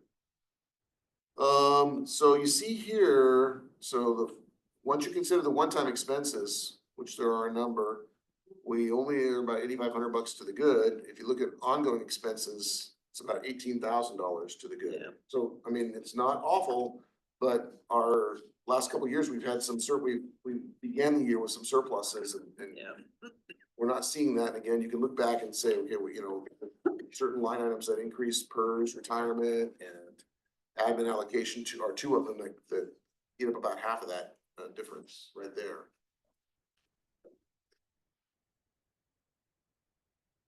There was one-time expense that was requested that is not recommended, or I didn't include to recommend, but I want to make you aware of it. And that is the parks crew requested a ATV dump bed vehicle for Evers Park. They're expensive, about 20-some thousand bucks. And the reason is up until about mine is probably not memory's not as good. Let's say up until about 8 years ago. Or about 8 years, I should say up until 8 years ago, about 8 years ago, we purchased a used golf cart. TRF funded half of it. You might have been on TRF when that I happened. was on TRF. So maybe it wasn't 8 years ago. I don't remember. Yeah, I But, don't think It was a while. huh? It's about It's been 6 years ago. It's been a while, because it was I think it was the 6 very or first year we did Live in the Dream, 6 or so maybe 7. 2017. Anyway, we purchased this golf cart. The primary reason, or maybe the reason for purchasing it, was to help move grandparents or people who had mobility challenges at Evers Park on Saturdays. Yep. And there's a legitimate need for that. We have no ADA walkway. Yep. You can't push a wheelchair over that Yep. ground. And so we bought this golf cart. The golf cart has convertible rear seats. So in other words, it has you've probably seen them, it has rear Yep. facing seats that you can flip over and have a utility bed.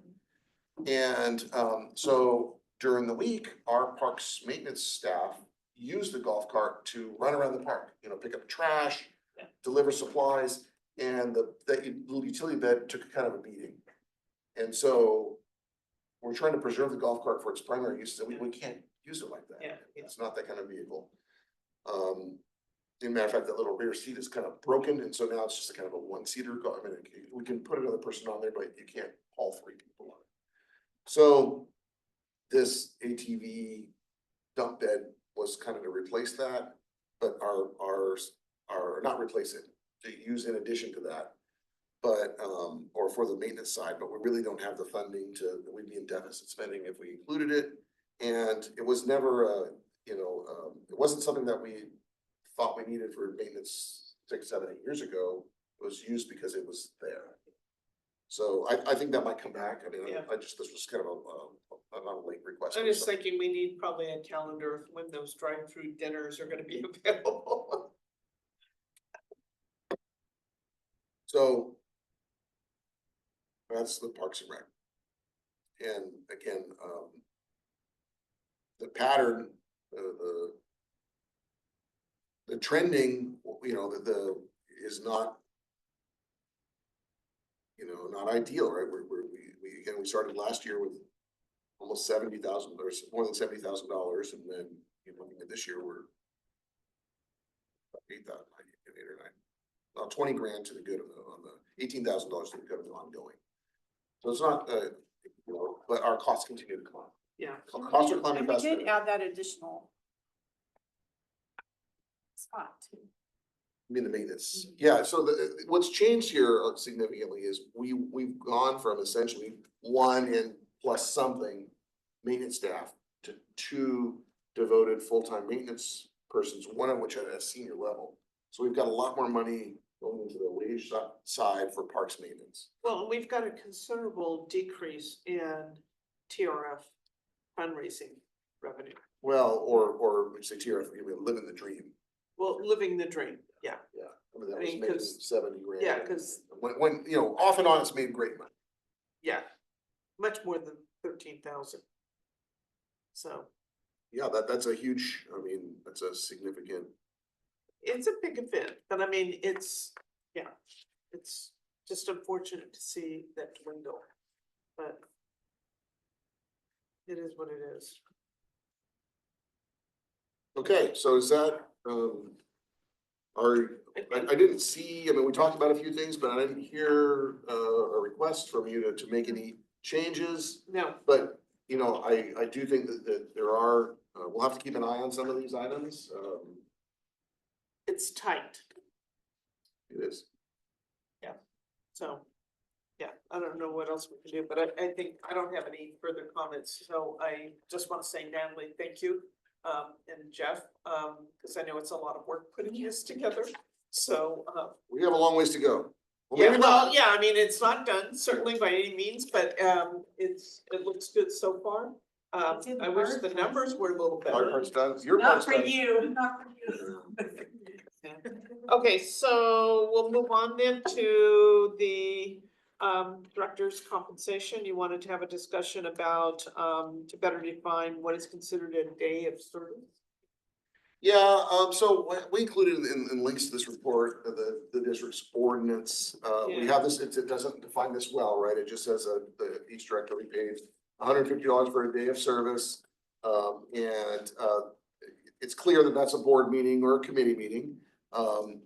And we've historically paid for what I'll call training, like the SB, or the Yeah. AB 1234, the ethics Sexual training, harassment. sexual harassment training. And we've paid this for conference attendance, like when board members have attended the Leadership, the SLDF program, Yep. Special District Leadership Foundation program, is a 3-day event. We provided compensation for that. Again, it's capped at $600 a month, so sometimes you wouldn't have seen a benefit. I mean, it would have been over. We've had a couple of instances where there's been questions about certain kinds of other activities. For example, like a CSDA meeting or lunch, we've historically not paid for those. You know, someone could argue that there was valuable training. Generally, they're more I would call it more networking. There's speakers that might be there, but it's a lunchtime, like an hour and a half kind of a thing. And we've covered the cost, but not paid for compensation. We use this little spreadsheet that you guys see every month that Carrie puts out and asks you to confirm on, and that's been the tool that's been utilized. Is there a desire to, I don't know, she was, to further or better define what is a day of service? Or do you think there's adequate understanding amongst the board members? We just don't want there to be a conflict or a concern raised that, hey, I submitted a request to get paid and Carrie's preventing me from making my $150. I do. my big money, which I was taken back by, that is the same amount since 2009. Yeah. I think I mean, it's like, Yeah, but I think there's some statutes on that as well. Yeah, I haven't researched recently whether or Yeah, not, whether or I not you are, researched you it a would be little bit, and eligible it's or like, able to there's some increase it, but- statutes that limit how much Yes. the board can be compensated without it being a public notice and the public being notified. So I think we can change it, but then it would have to be publicly noticed. And there's some hoops that we'd have to jump through. And I'm not suggesting that we change it, but I was just taken back by, not since 2009, but maybe for another time. Because I think at some point, does it become a hindrance to getting people to serve on the board? Yes, I mean, I always say, I've been in this line of work for a long time, and it absolutely is a factor. I mean, I've worked where we provided health insurance to our council members, and I thought that was a tool for keeping people on the board, especially self-employed persons, like, wait, if I serve on the council, I can get health insurance, and that's a big boon. So, you know, I do think that, you know, right now, maybe average $400 a month or something like that over the course of a whole year, some months less, some months more, based on the meetings that are scheduled or that you attend. It's a nominal amount, and if it were higher, I think it would might encourage others to participate. It's not intended to be a job. Yeah. It's a, you know, help offset Yeah. maybe, It's your time. your Your time and your effort in doing the work. And I think maybe I would suggest that perhaps the board take that up at a later time because we've talked about, do we want to have one meeting a month, one board meeting a month instead of two? And I know that would be probably staff's preference, in which case maybe at that time we look at the compensation to have the cost per meeting a little more. if possible. If we go to one, yeah. Yeah, this is a regulated, I mean, it's not. Yeah, you don't yeah, have- it you is don't have a lot- regulated, we you don't don't have have very luxury much of just- discretion yeah, here. Yeah, I know that, I mean, and there are some CSDs that their board members are not paid at all, and some are paid $100 Well, and some. yeah, and I did look at some of them, and I know that Cambria, because I thought, oh, Cambria, they've gotta pay more, because those people work a lot more, because they've got a lot more public interaction. And no, they're actually paid $100 per meeting. So I was surprised by that. So I think the 150, we're probably on the high end from what I could see for other CSDs. Yeah, I think that's probably the case. But I'm also looking at it is, 2009 to now 2025, maybe it's time to look at that if we go to one meeting a month. I guess to the But that's- specific issue of like, does this feel like it's well enough defined, or should? I think should- it's well I think enough it's to fine. find, Okay, yeah. and so you think you're good that, look, optional activities like attending a CSDA workshop or a meeting, or meetings that you attend on your own that are not assigned by the district, such as like a committee meeting, are not compensated activities. Yes, I think for going to a CSD meeting, they're usually a lunch, and they're not Right. really substantive.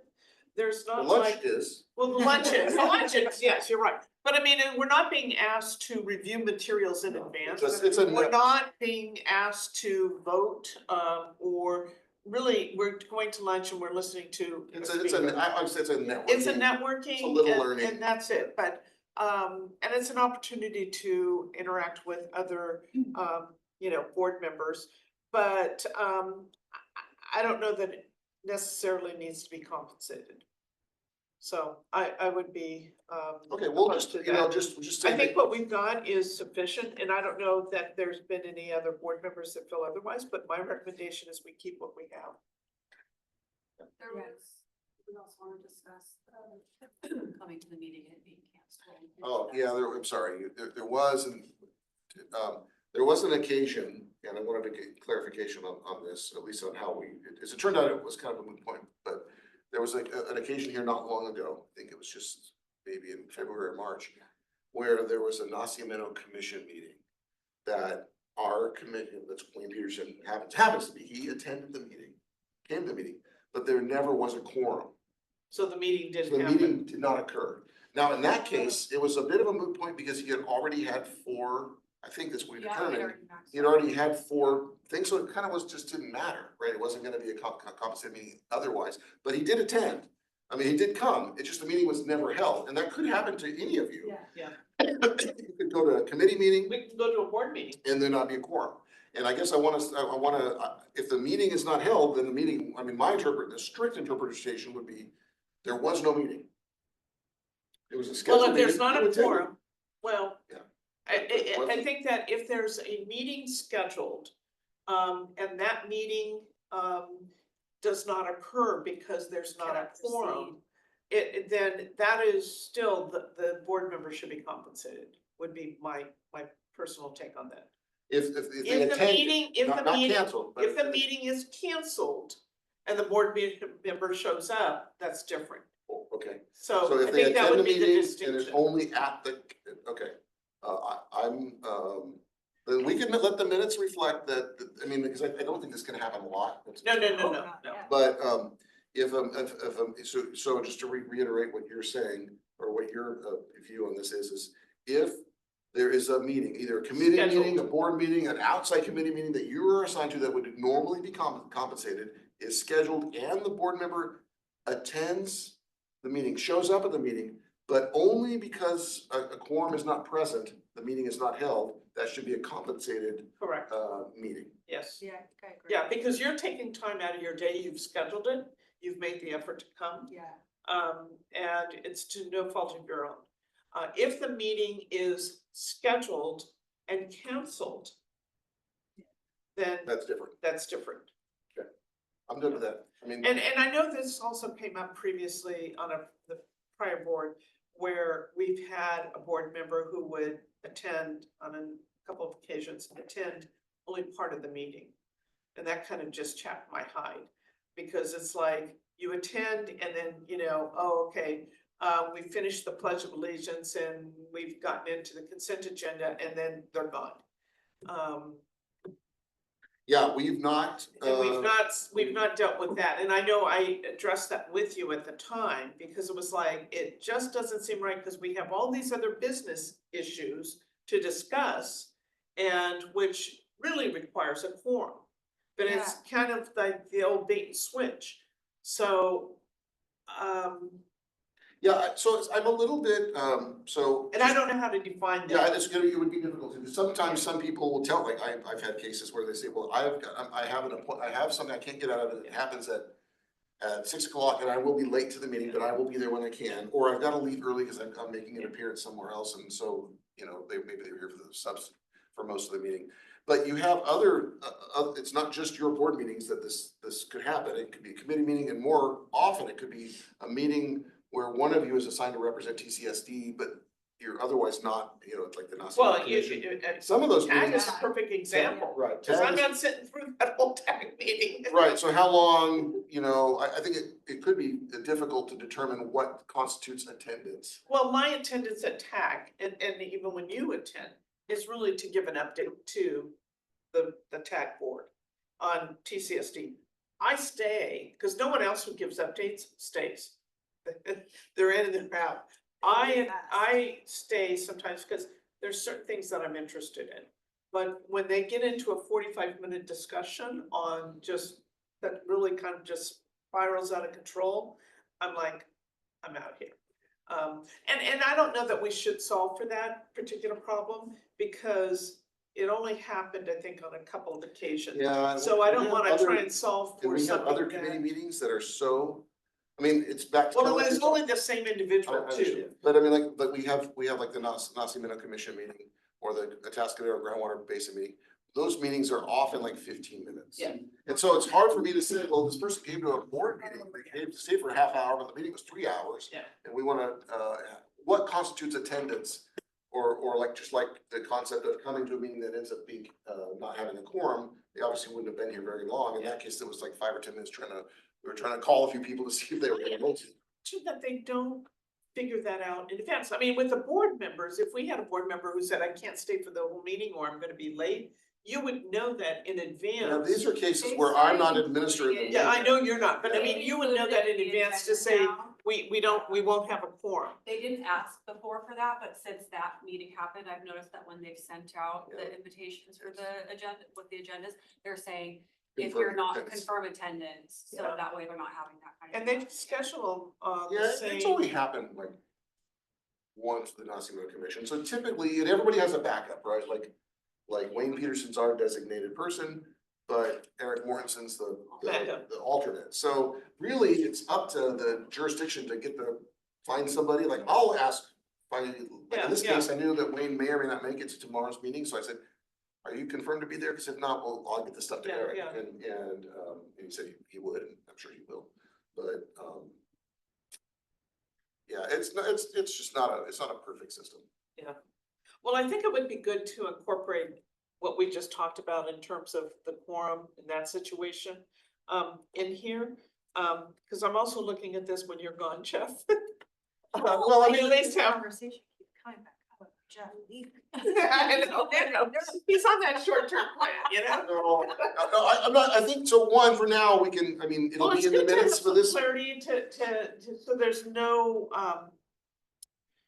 Yeah, I don't wanna ambiguity, reduce and I'm the risk. also I not don't wanna reduce the precarious. risk if there's a board member, situation. like, have a conflict, I don't wanna have a dispute with the board member over something that's minor like this, so over $150, for sure. We're gonna have a dispute, make it over The big something thing. real, and The let's, big let's, thing. let's argue over $1 million or Yeah. $10,000, not $150 bucks, but, we just don't want we wanna minimize that risk, and then, Yeah. and again, even amongst yourselves, like what circumstances trigger, this attendance, so will reflect in the meeting minutes that, this interpretation, and that'll go in before the board, and if there's some difference of opinion, because I think it's a fair interpretation that in the case of attending a meeting, you didn't do anything else that day, you were waiting for this Yeah. meeting to come, you attended the meeting, but Well, you're only blocking because out the time, yeah. you're making an effort to attend. there's a You lack. show up and through no fault of your own, the meeting is canceled Yeah, at the last minute, so. Because of a lack of a quorum. And, maybe in the long term, maybe it would be even better to include in that ordinance, but if we're gonna consider potentially considering some other changes longer term. Yeah. Not immediate term, but longer term, we can fold it in at that time. Yeah.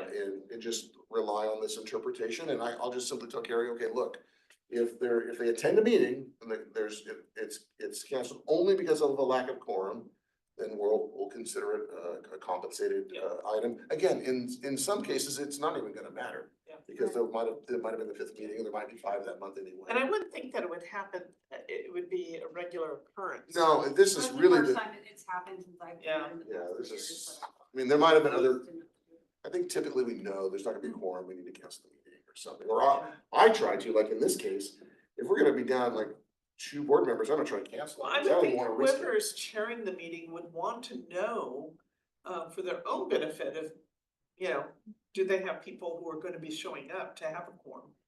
Yeah, but I mean, like, Instead of life, waiting. you know, Yeah, Sometimes you have car emergencies, breakdown and. yeah, yeah. we'll pick you up. Don't worry, don't let me. Pick you up. Until far after the meeting, Jesse, we'll pick you up. Okay, so we're clear on that in terms of the compensation, and I think we are still gonna be looking at that. I thought we had something in the strategic plan. We did. So Oh, that would yeah. be a good time to fold in any changes at all to update this ordinance. Okay, future agenda items. Let's see, we won't be meeting again. You've got everybody's response for that the The budget email and availability. No, we Yeah, don't have. I think I'm waiting for like 2 more people. 2 more people. Is Wayne one of those people? Last I checked, yes. I will poke him when I get home. Well, I then, checked in shit, the- so we've been spending hours, so give them, cut I them some checked- slack. I checked when I was sitting in here and I saw that. Oh, you did? Trust me, Wayne, whenever I have a homeowners association stuff, You got I've always got to poke Wayne. Wayne. I'm still you waiting weigh for in. Wayne. Yeah, so I will give him a little nudge. Okay, so that's, so I don't think we need to meet again on the budget, so we're good on that. This committee's typically met, also in the early The fall audit? with the auditors. The audit team did come and do field work, 2 weeks ago, was it? Yeah, it's been not that long. And then you've also historically reviewed the strategic financial policies for any adjustments. I do expect that there will be some items related to the strategic plan that will need to come back before you later this year. Okay, do you have any idea when? No, I got it adopted yesterday. Okay, That's as far as I got. okay, and then, what about, the auditors? Are you saying the fall? Will that be Yeah, I asked them to give September? us for probably September or October. I think it was October last year. Yeah, I think it was October last year too. Okay, so They're kind of on the October later timeframe. end. Okay. I can't think of anything else. Yeah, I don't think we need to schedule something right now. We'll No, just reach no, out to no, you no. when we can pull. I think it's so far off, I don't wanna try and schedule Well, anything but I right mean, now. even other items, That piece for a week in October. probably not gonna be able to pick you up back there if you're Yeah, comfortable, but. yeah, But that's the only like big thing. So as long as we don't, as long as like October, we have flexibility within that month. Just, yeah. we'll look at it, We will, availability. we We'll will, and schedule if it. not, cause you know, if not, if it just so happens that that's when we have to hit it, we have a backup for all of you, like Oh, the, right. the board president can kind of replace Okay. replace you on this committee and I don't think it'd But be you're fun. only gone, what, a week? Does that conflict with the, let me know if that conflicts with the board meeting, that's what I'm Okay. more. Or, cause I try to plan, I mean, I really want all the board members at the, I mean, I'll try to plan nothing heavy on a meeting that somebody's gonna be out, and if I know that two people are gonna be out, I'll try to plan to skip it. Okay. All right, well then I think our work is done here. Thank you so very much. Thank You you. have heavy lifting to the phone. 4:20. Good.